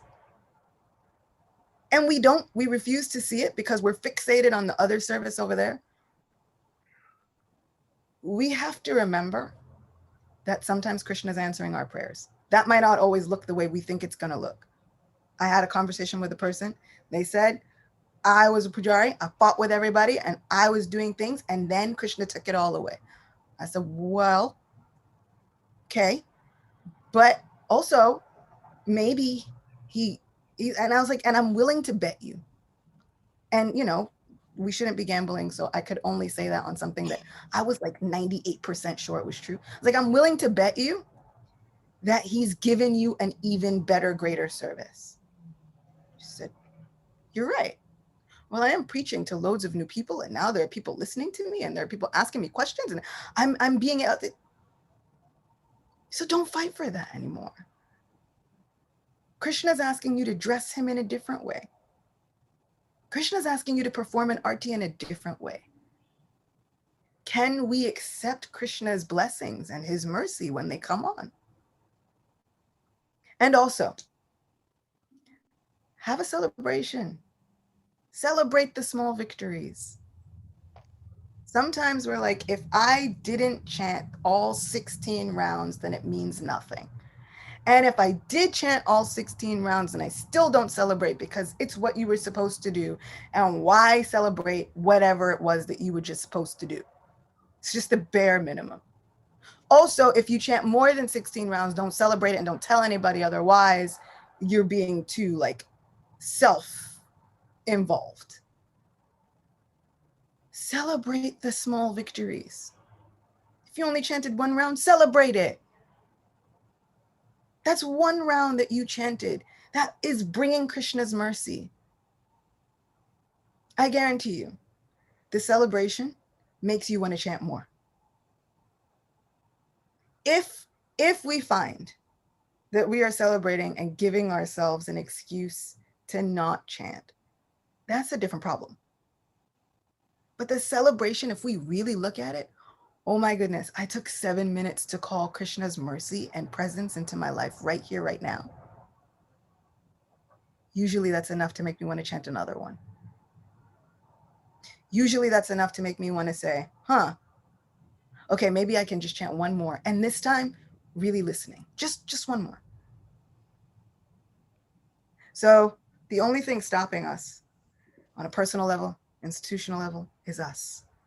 But we don't have to let it stay that way. Thank you so much. Thank you so much, Hare Krishna. Thank you for that answer. This is Krishangi. Krishangi, you're on mute. Saki Devi. Hare Krishna. Hare Krishna. Good Hare to see Krishna you. Prabhu. Nice to see you as well. Hare Okay. Krishna, Vishita Gopi, Devi Dasi, Kijai. I have a question about something that you had mentioned about it's regarding the verse about people being less intelligent and sudras or what have you. But Krishna made up the caste system. And no matter where you are in the world, everybody has different, designations, like the attributes that they have, they fall into the category. So, and I remember Gurudev saying how this is all one body and nobody's better than the other. So why is it looked at as a negative thing to be a Shudra? I guess that's my question. Yeah. Also,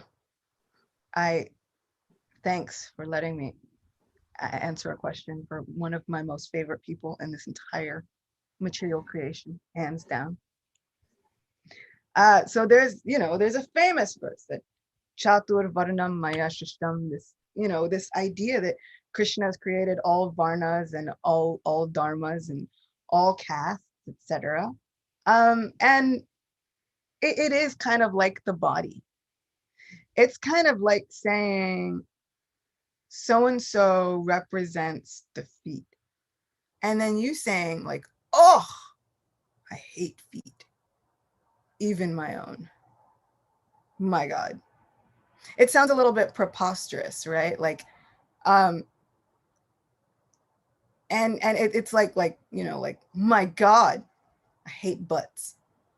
But like, they're a part of a body. And they're all there. Everybody has one. Like, and they're all gonna be in like different sizes and stuff. Like they're there.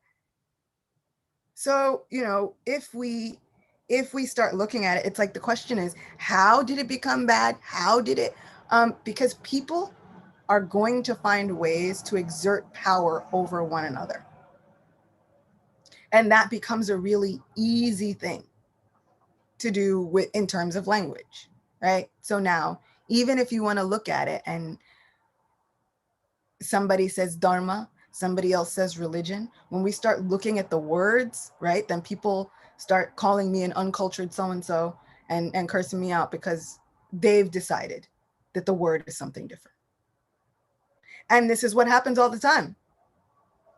Supreme personalities, spiritual personalities, they say one thing, they've got words here, and then everybody else says, and my interpretation is, and then they put their whole interpretation on it. And then based on that interpretation, someone else has got to be wrong. And what if they're not? What if, like Krishna says, everyone follows my path in all respects? Say what? He's like, Arjuna, when are you going to understand that everything finds its origin in me? Good, bad, fame, infamy, victory, defeat. I created everything. So yeah, there are castes, and it really does become like saying, like, I hate feet as a whole. Wish I didn't even have them. I'm going to cut my own off. Like, we'd think we'd have them committed, and we'd say this person has a serious imbalance, and we'd try to get them help. So yeah, maybe we got to start looking at it like that. Like, there's a soul imbalance, and this person has a skin disease, a body disease, where all you can see is this person's body. It's like, really, it's like me condemning the garbage man, the one that I need, the one where, like, if it's Tuesday and the garbage is still there on the street, you're like, what? Okay, I pay good tax dollars for these people to do their job. Okay, it's integral. And my dad was always the person who made friends with all of the people like that in the community, like the mail person, the garbage person, whoever. And he would make sure around the holidays to actually ask these people, how are you? How's your family? How are you doing? For his whole, as long as I have been alive, my father has known who delivers the mail and who delivers the packages. Like, he'll call me, he's like, our usual UPS guy wasn't there. I had to ask him, like, what happened? I'm like, really? But that was the kind of training that I grew up with. These are people. And depending upon their inclination, who am I to say that their job defines their entire identity? But also, who am I to say that everybody should be pigeonholed into the same job? Just like, if you really want me to be miserable in life, make it mandatory for me to be a scientist or a mathematician.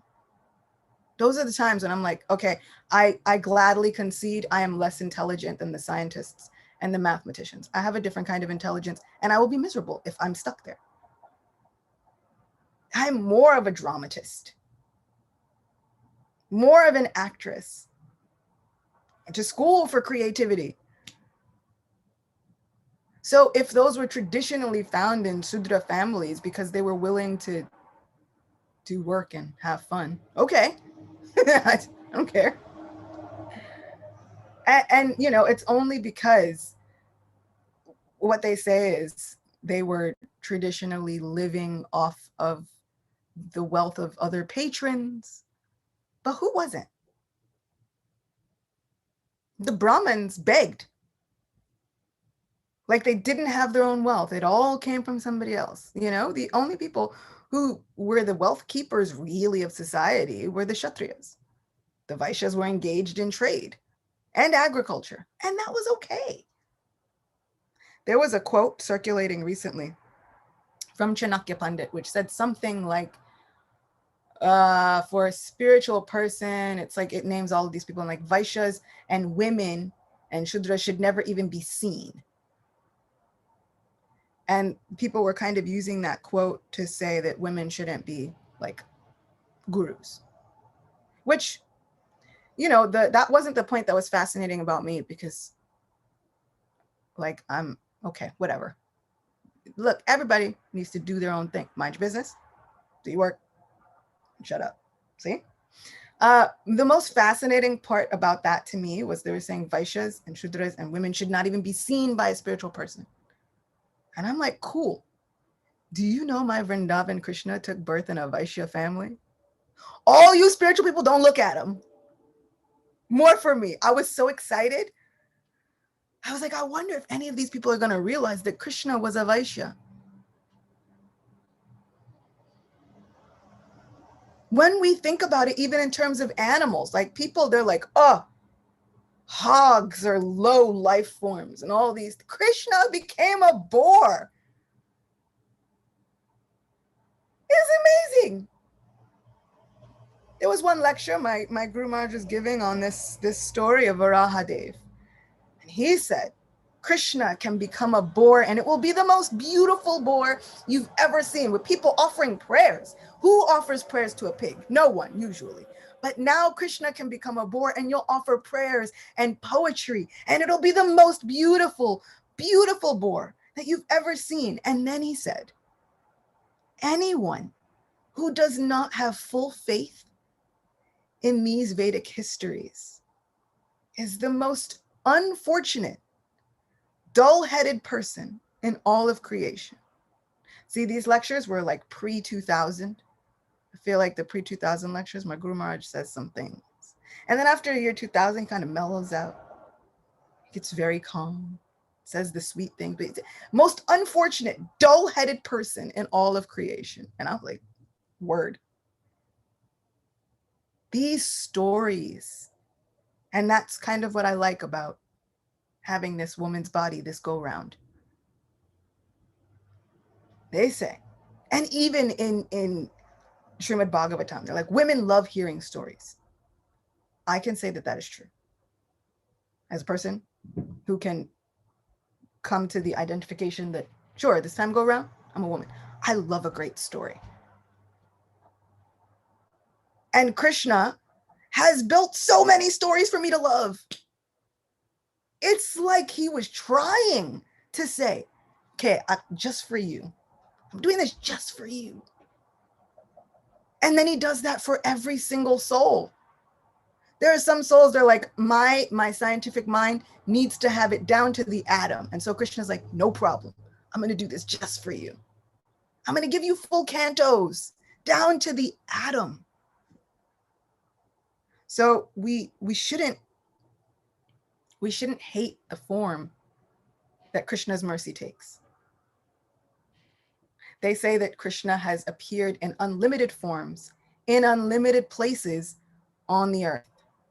That means every culture, every continent, every religion. Krishna has appeared. The Lord has absolutely appeared. Now, back to Bhakti Tirtha Maharaj's quote, are we going to be able to see him? Or is the lust and the greed and the everything else and the need to exert power over somebody else, is that going to cloud over the vision?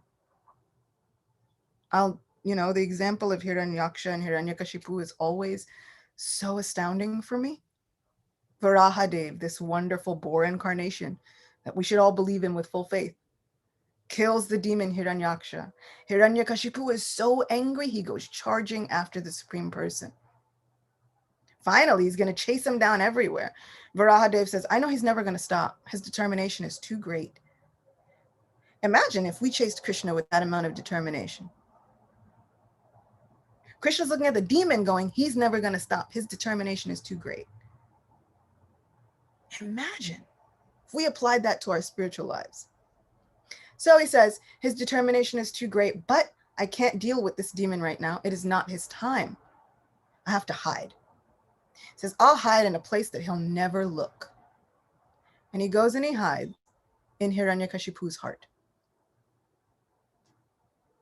Hiranyakashipu then says, where did that Vishnu go?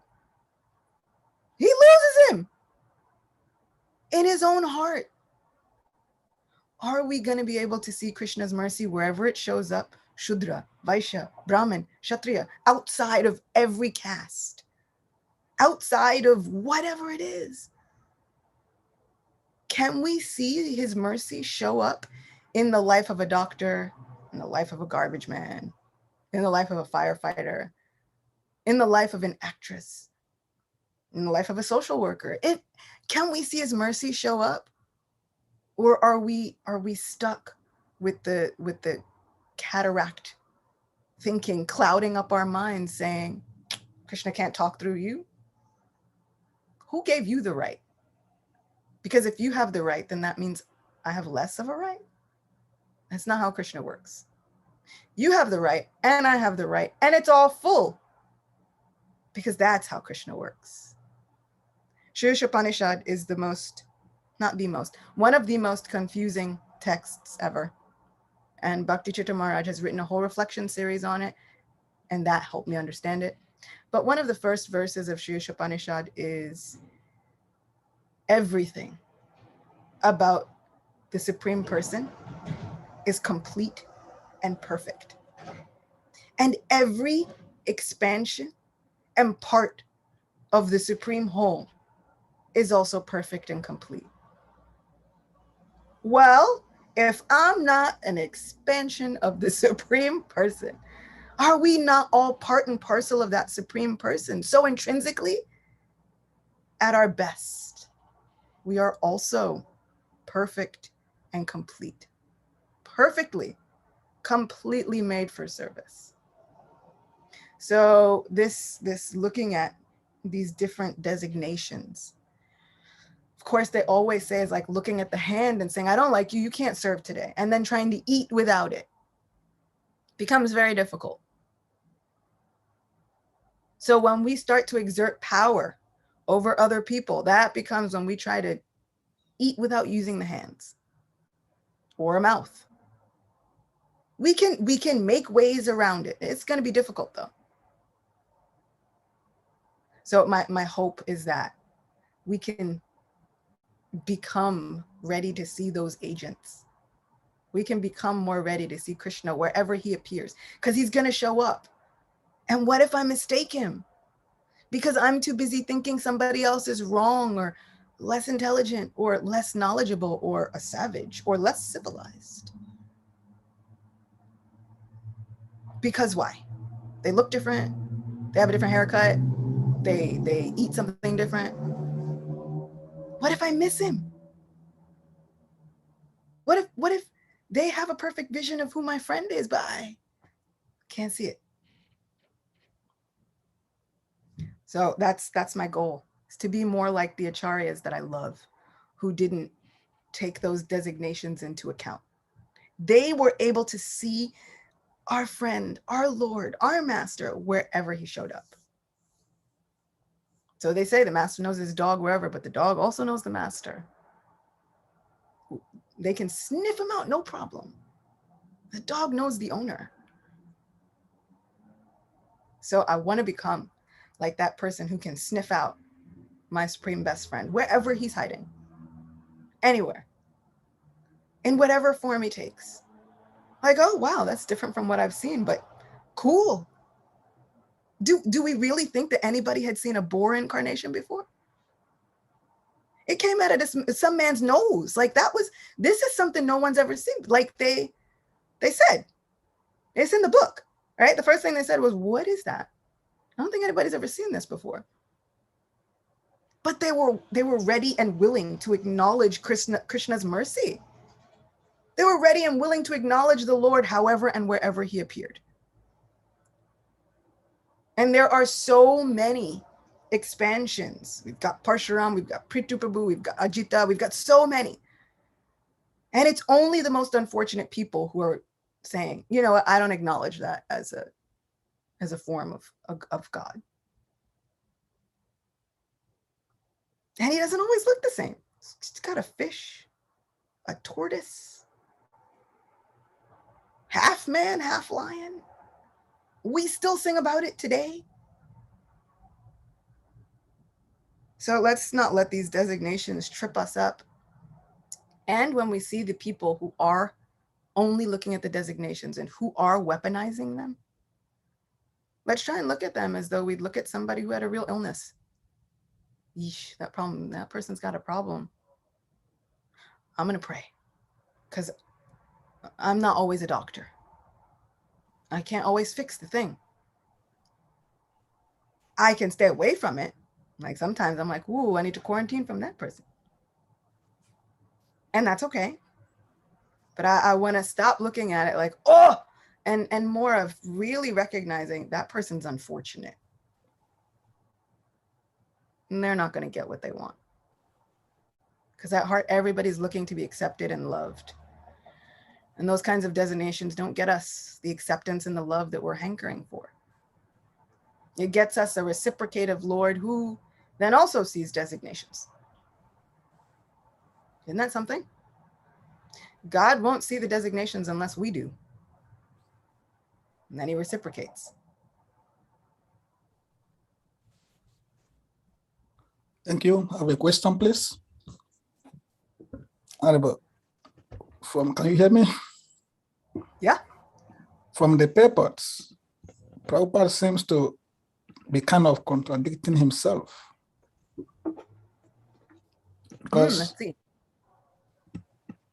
there was a lecture he mentioned that musicians are Sudras. Another lecture he mentioned we shouldn't be so dramatic in Kirtan to entertain the audience. We should make it simple. And in this paper, he's praising the experts, drummers, dancers, and singers. These three circumstances seems to contradict itself. So take on that. It can seem outward like a contradiction. I don't think it is. Being a dramatist and creating a drama and being dramatic is one thing. That's your job. You have to. Being dramatic in dance is something that's necessary. You ever see a pujari get on the altar and you just know that they are the best at what they do? And then they get the chamara and they do the fanciest things ever, right? Now imagine all the chamara wielding and it's like nunchucks almost, it's like doing all kinds of stuff, right? And it gets in the way of what the real goal is, which is performing an arti of worship to the supreme person. If your chamara is getting in the way of seeing the Lord, that's how you know it's too dramatic. And so that's how I see it when Srila Prabhupada's like, you don't have to be so dramatic in kirtan.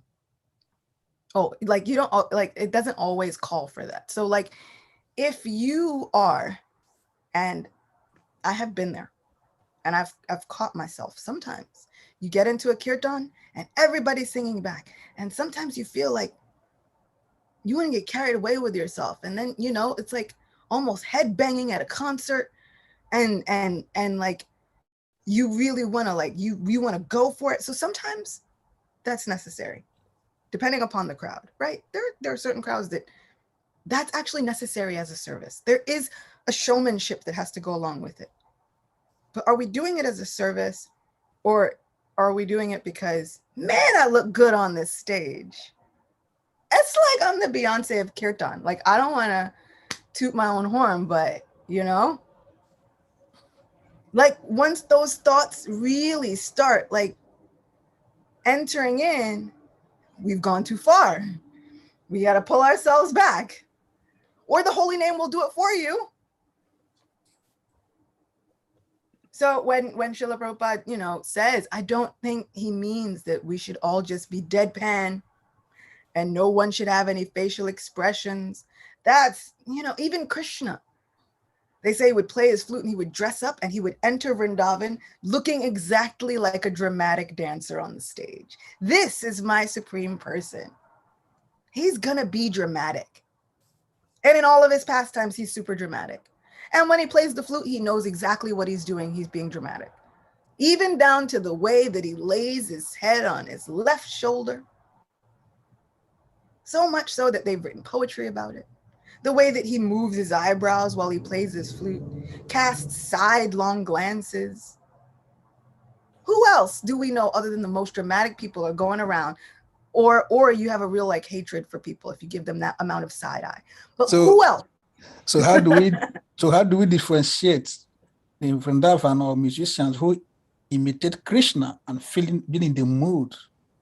Yeah. Of ecstasy, real ecstasy, an imitation of Krishna, dramatic expertise. We've got to pray a lot. It takes a lot of prayer. And it takes a lot of looking at our service as a service.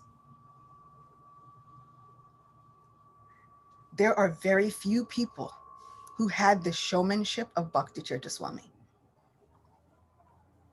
And nobody liked it. I mean, his people liked it, but everybody else didn't like it. It's too showy. Ayendra, too showy. But he was just being authentic. And so we know when we're really being authentic and really just serving with everything we've got. Bhakti Tirtha Maharaj, when he danced and when he did kirtan, there was no one who was going to do it better than him. Also, you knew. You could see that kirtan from a mile away because you knew. He was effulgent, like a firebrand, but he was authentic. And it was in the mood of service, in the mood of saying, I'm going to serve Krishna and I'm going to give everything I've got to serve Krishna in this moment. He walked the talk. Yeah. So yeah, there are those times when I know if I'm just, if I'm throwing it out there, and if I'm doing it in a showy kind of way, I know the difference. In my heart, I know when it's coming from a place of, man, I'm doing a real good job, and a place of, Krishna, this is all I've got. I'm going to give you everything I have to offer you in this moment. And if we think we can fool Krishna or cheat a cheater, we cannot. The holy name will teach us those lessons. Narada thought he was the best singer there was, and he was humbled so many times. So if Narada Muni, the great transcendentalist, also teeters that line. One, it's for our benefit, but it also shows us that it's a natural thing for the jiva to go through, right? Narada Muni always, mercifully, he decides to represent the jiva's journey, the journey of the bhakti, the bhakta, right? He's like, don't worry, I'm gonna do the things for everybody. We see Shrivas. Shrivas is jiva tattva, right? The hope for us. Where do we fall in these pastimes? We have Narada Muni to thank for taking our journey for us and showing us these things. Sure. We fall in eating prasadam. Yeah, right. And even it says, like, you should never be shy while interacting with a loved one or eating prasadam. All shyness should then be abandoned.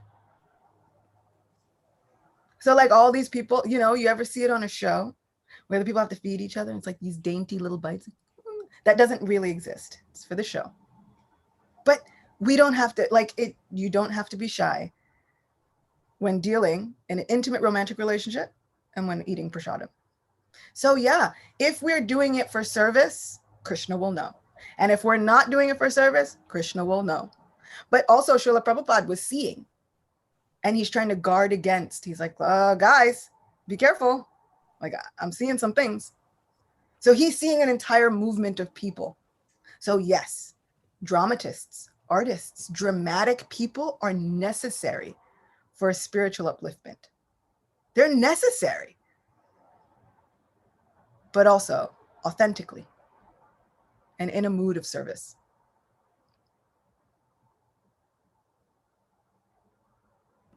Thank you. I see Saradia hand up. Seems she disappeared. Saradia, if you are still here, you can ask your question, or then we'll take to Saradia Prabhu, please. Yeah, Hare Krishna, Mother Acyuta. I'm going against myself today because I believe that whenever anybody speaks, that particular individual is now in the capacity of Vyasadeva. And so when Srila Vyasadeva is speaking, Sukadev Goswami is speaking, Sutta Goswami is speaking, then whoever the audience may be, all you do is to ask questions. You do not speak, you do not give contribution. But I'm sorry, I have to go against that this time. I don't have a question per se, but I just want to state something that I am quite impatient when it comes to whoever that devotee may be. When that devotee tries to preach in such a way that he or she is preaching just to make himself feel good and not for the good of the general devotees and the world. I have heard from one outstanding guru in our precious movement who said that he was once entering into a temple room and he heard a Vaishnavi giving Bhagavatam class. And so he immediately turned away because to him, there is no reason why he should listen to a woman give Bhagavatam class. Now, if I were there and I heard this guru say this, I do not see how I'm going to be silent. I'll ask him a question. Everybody in this world was given birth to by a woman.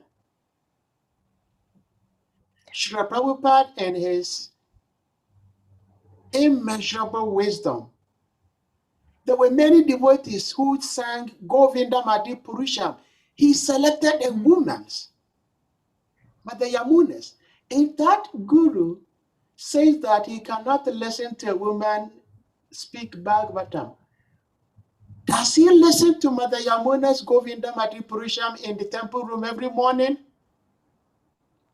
And if everybody says that, okay, this is guru speaking, I have to be silent, how are we helping the movement? And so I appreciate what you said earlier on responding to my question that trying to save 200, you save 2. You have to save yourself first.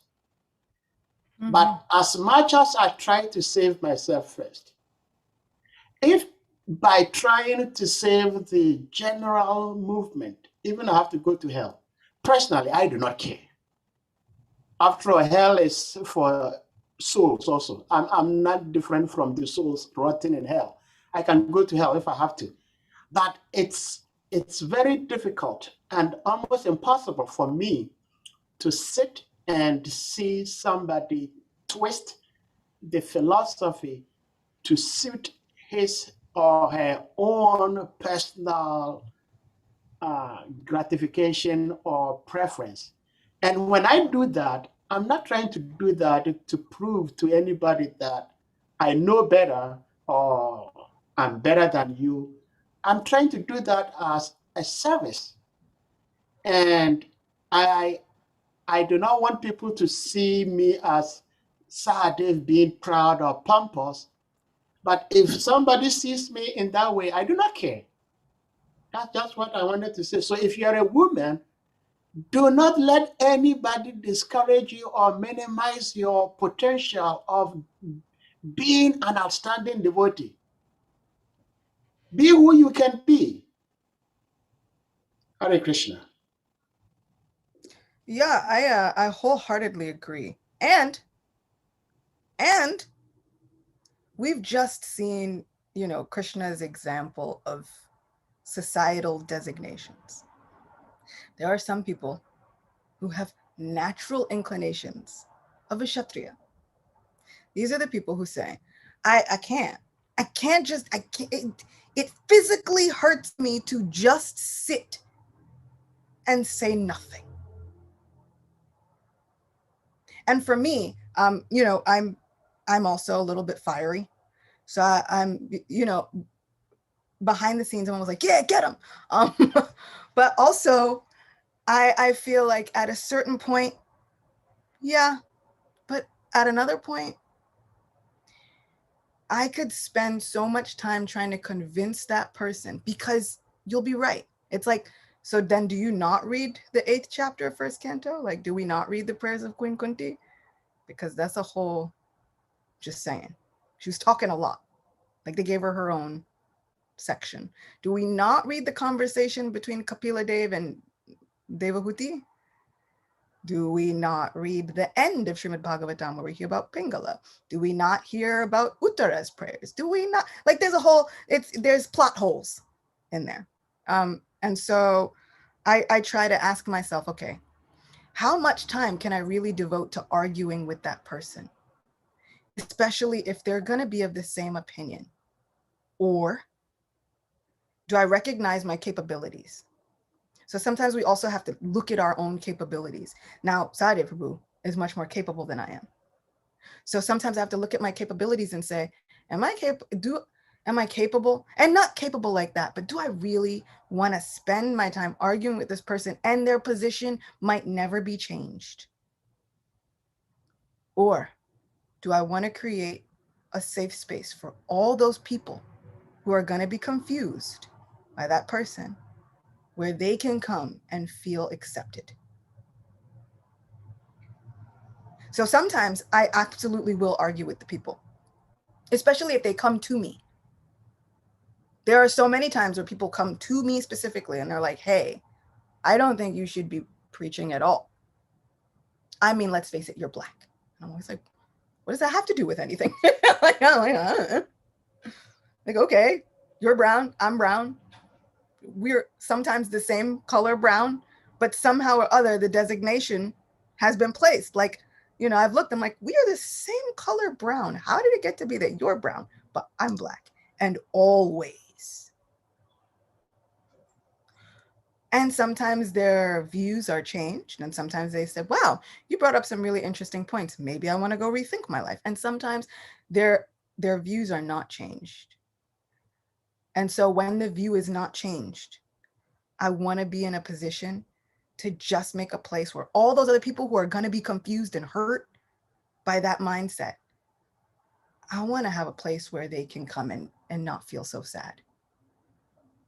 Because really, devotee care is real. And devotee care, devotees can look like anything. So that devotee care sometimes just means a place, and having a place, facilitating a place where the people who feel hurt don't feel so hurt anymore. Can I convince them? No. So then they go into the category of the Jai Hare Krishna. And then as the disciples of Mahaprabhu did, you pray that they go on pilgrimage. You pray that they take a yatra. Which, since we are in Kartik sort of kind of became a favorite time of mine.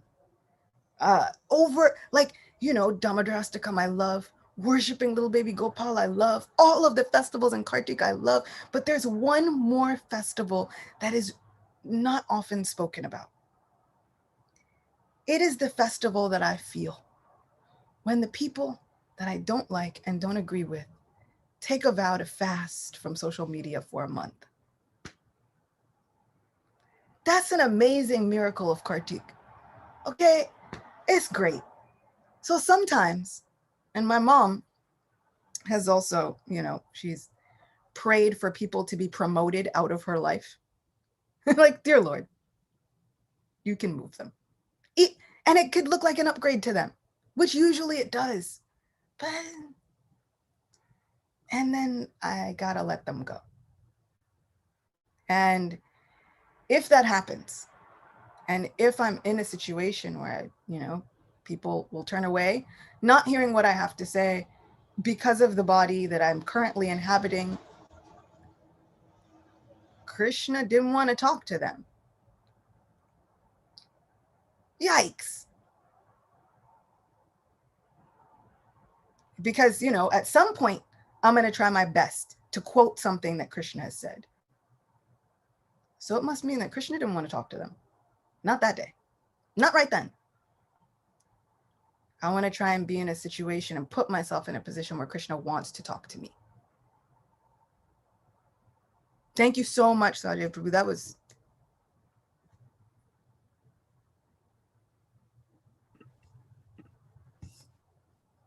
Thank you, Mother, for your wonderful class. Think we've exhausted the time, 2 hours, 30 minutes. Anybody has any more questions, please? Can raise your hand up. She's here for you today. Or we can let her take rest. Okay, we have Bosare Kazim. Can you unmute? Yeah, thank you very much. Really appreciate you. Whenever you come online, your wonderful lecture, enlightening and very inspiring also. We want to see your face, brother. Yeah, I just want to make some little observation and contribution to what Sadi Prabhu said. So regarding about a sadhu or a Sayansi who doesn't love to see Mataji speaking, I just want to say that sorry Mataji for making this contribution. I hope I'm allowed.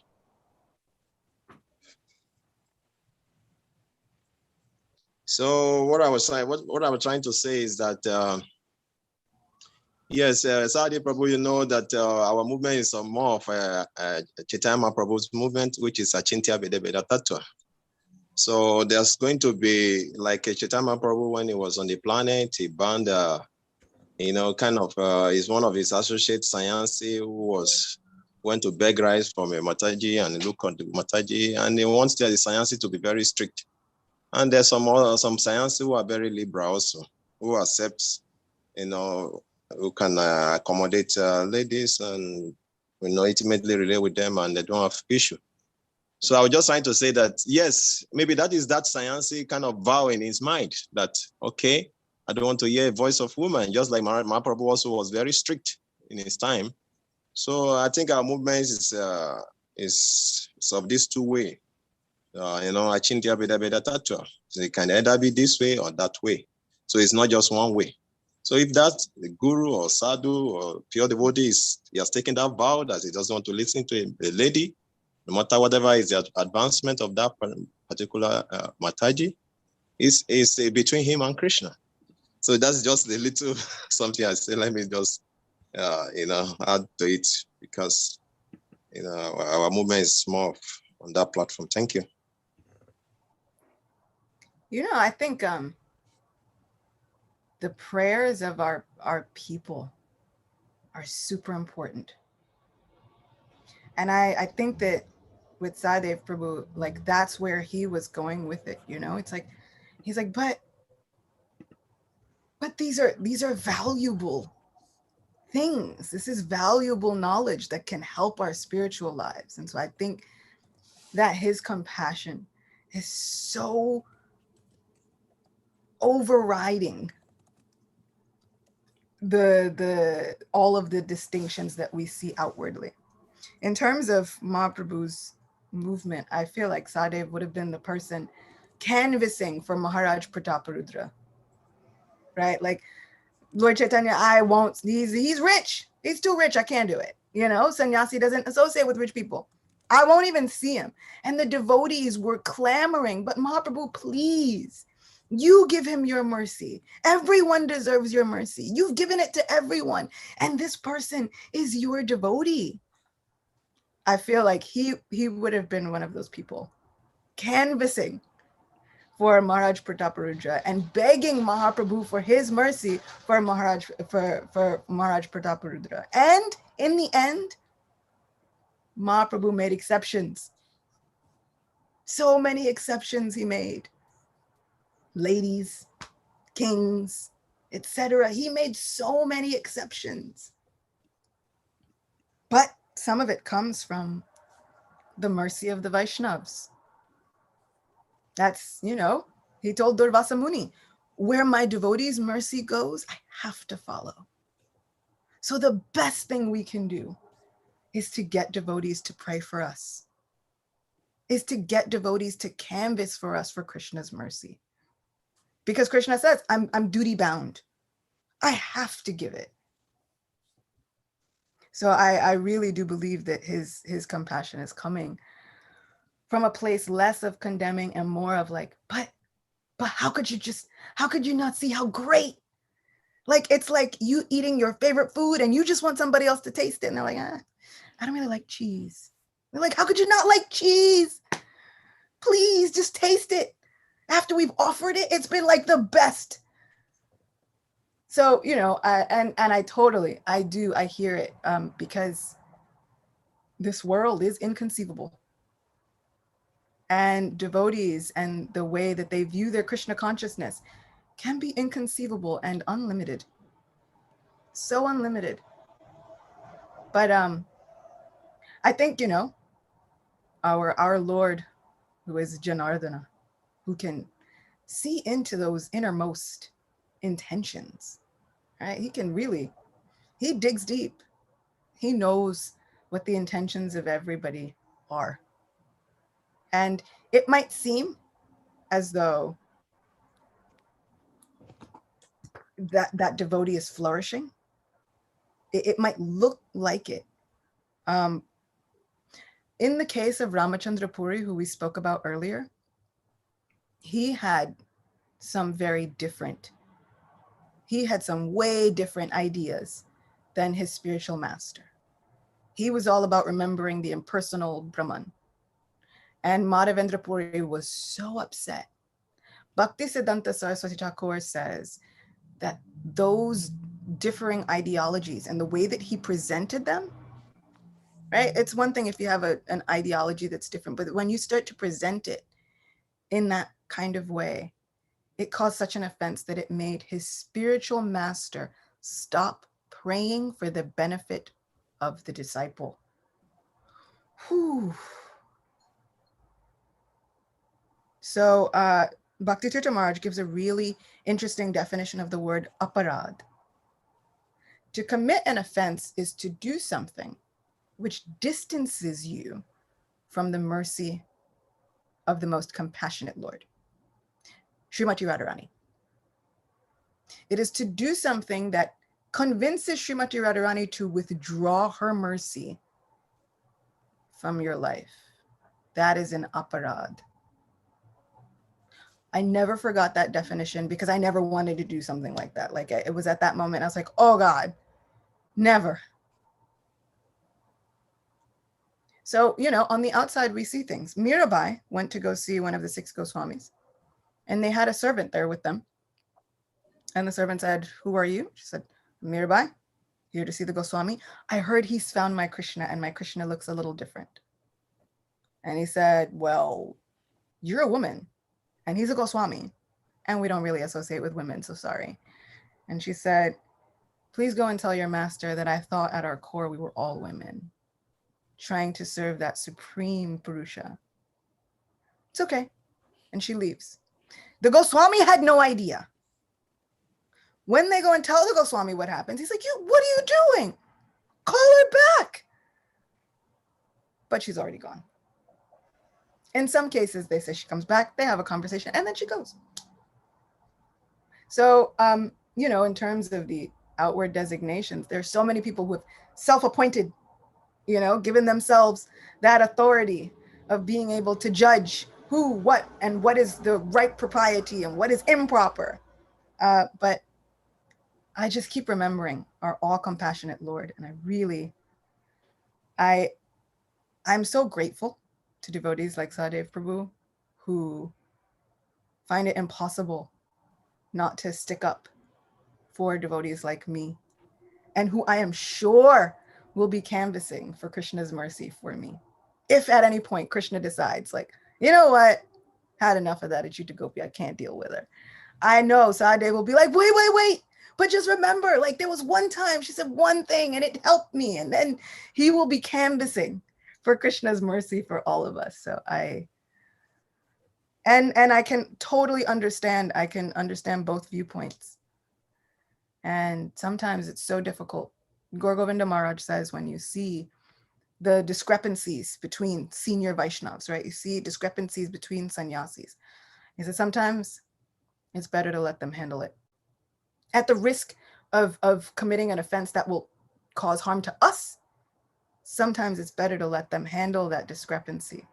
And he was a fiery person, so fiery. But he was also understanding that some people are not going to stop looking at the designations. And we should not put ourselves in a situation where Srimati Radharani wants to withdraw her mercy from our lives. So I say, keep sticking up for the people. Don't go to the place where, I mean, I know you are willing to go to hell, but you don't have to. Maybe you don't have to. I just want you to stick around and continue canvassing for devotees like me.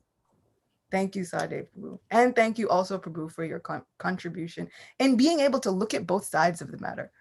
That was what Krishna really liked about Uddhava. He took Uddhava with him everywhere. It's like, because Uddhava, I know, you'll be able to see both sides of the matter with a compassionate heart. So thank you. Thank you both. Thank you, I Mother. think Sharadia is back. Saradia has a question, Yeah. so Yeah, maybe she Sharadia has a can question. have the floor. No, it's okay. She was saying that, we've Okay, she moved will on, but pass today. all the topics can come back around. All right. Thank you. Hare Krishna. Hare Krishna. Acyuta Gopi. Hare Krishna. Can you hear me? Yes. Yeah. Okay. Yeah. So sorry, Acyuta Gopi. I lost connection, so I had to rejoin. So I had a question when you were speaking about, how Krishna is dramatic, and how sometimes in our service, we can also be dramatic. And then you were saying, but we need to kind of check in with ourselves and like, are you really authentically doing it for Krishna or, or not?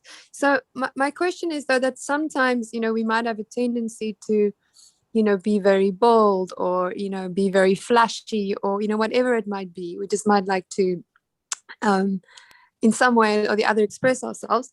And we might actually be aware that, we just have this desire and it's not primarily that we want to do it for Krishna. But then my question is, if we then don't engage that tendency or propensity we have, how else can we, become, kind of become purified? I'm just like wondering about that. Is there any other way? Because like how do you otherwise, actually work through that, that attachment or that desire that you have? So it's kind of like what to do. If you have a natural inclination towards being dramatic like me, if you feel like if there are things that are your natural inclinations, Krishna is every section, dovetail, dovetail, dovetail, dovetail. And at the beginning, perhaps the motivations are not pure. But who of us comes into bhakti yoga with the purest motivations already self-realized?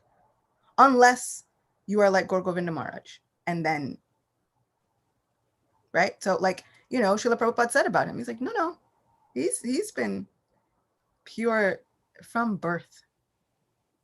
Why did he have to say that? Because there were other people, bhakti yogis, who were saying, really? This new guy? Like, why does he get all the things? You've given him 2 initiations at once.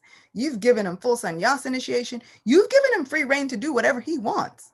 How is this possible? Which basically also means, why not me?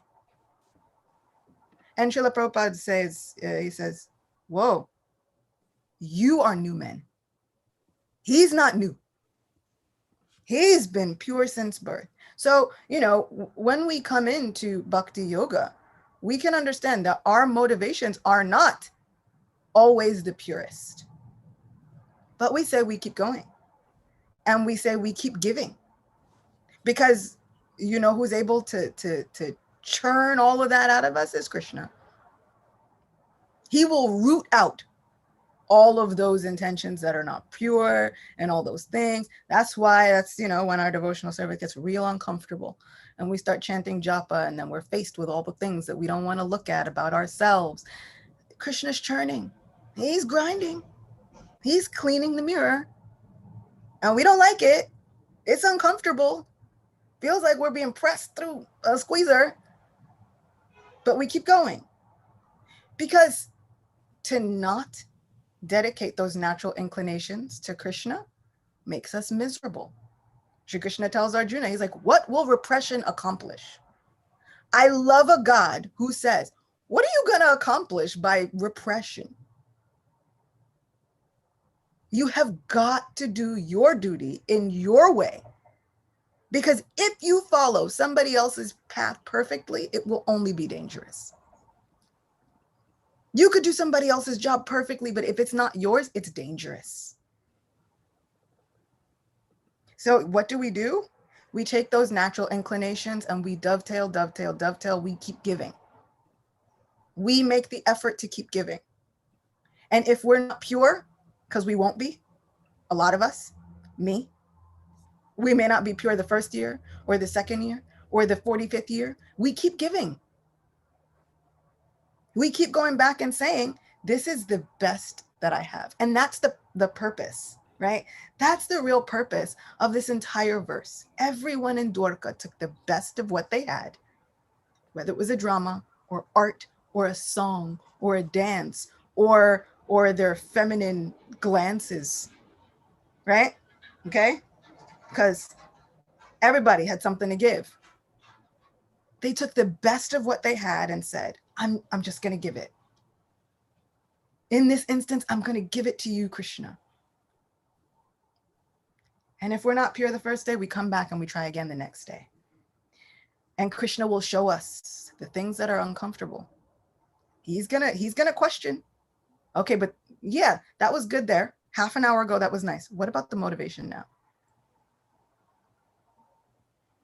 As so many times during japa, during kirtan, the question comes up. I'm constantly questioning.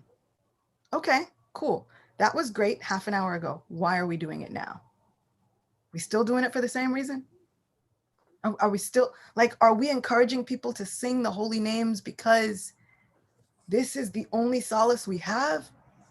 Or are we encouraging people to sing the holy names because I got everybody in the room to sing? And I'm constantly questioning. And if the answer comes up that I'm getting everybody to sing because I got everybody to sing, it's time for somebody else to sing. Better that I back them up in the most enthusiastic way I possibly can.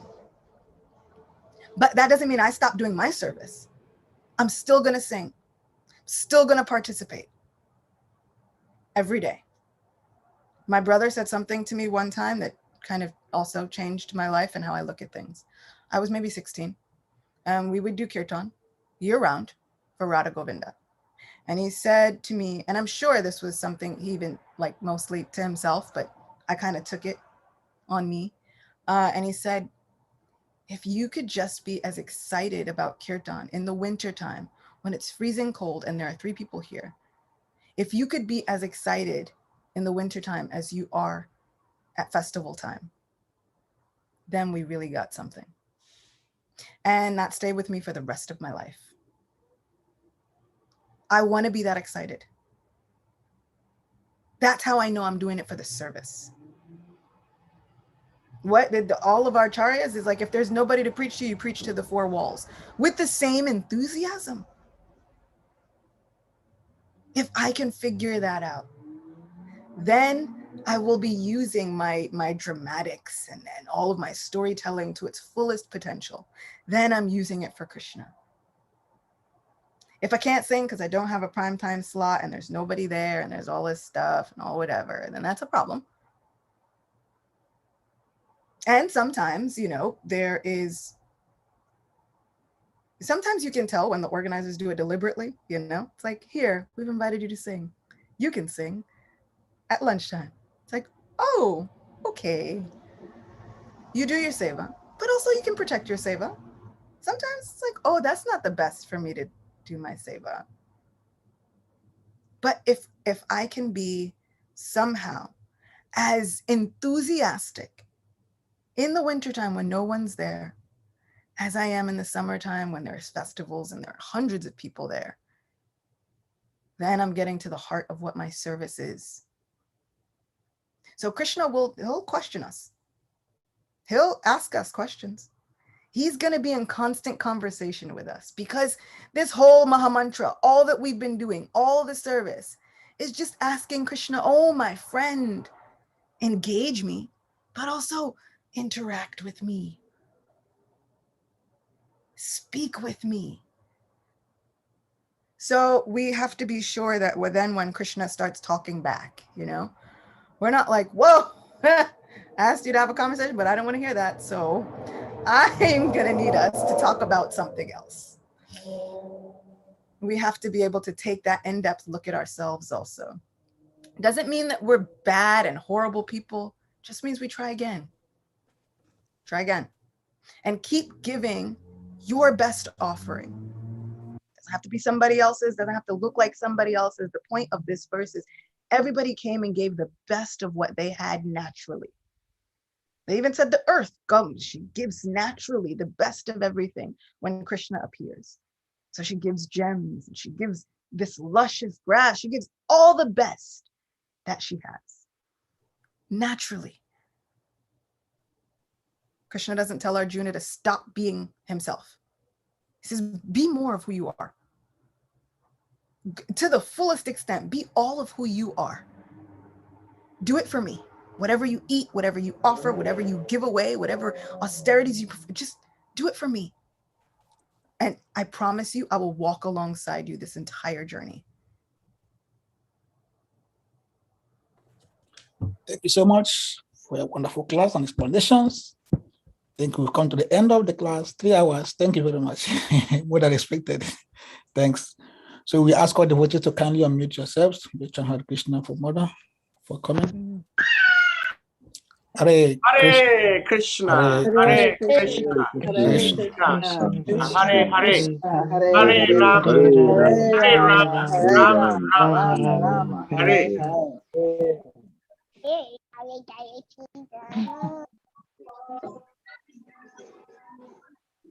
Grace Acyuta Devi ki jai. Jai. The Prabhupada ki jai. Hare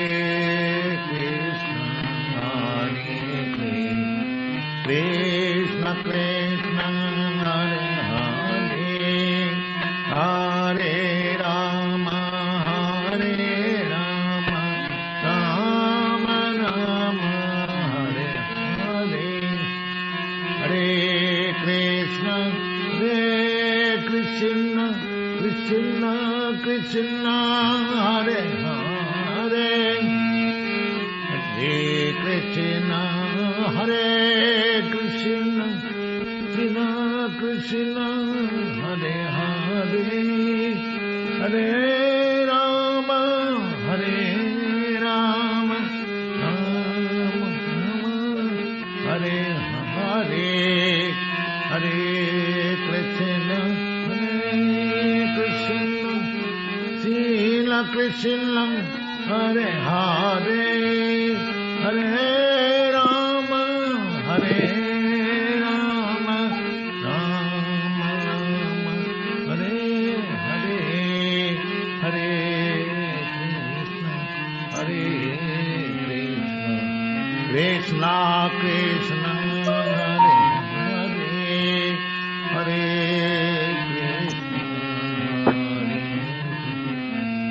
Krishna Krishna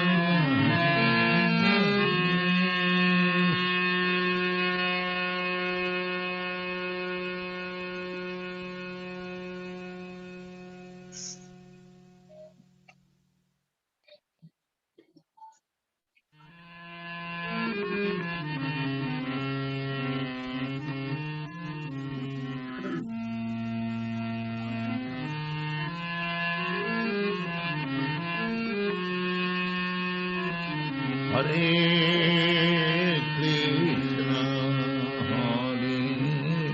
Krishna Krishna Krishna, Hare Hare, Hare Ram,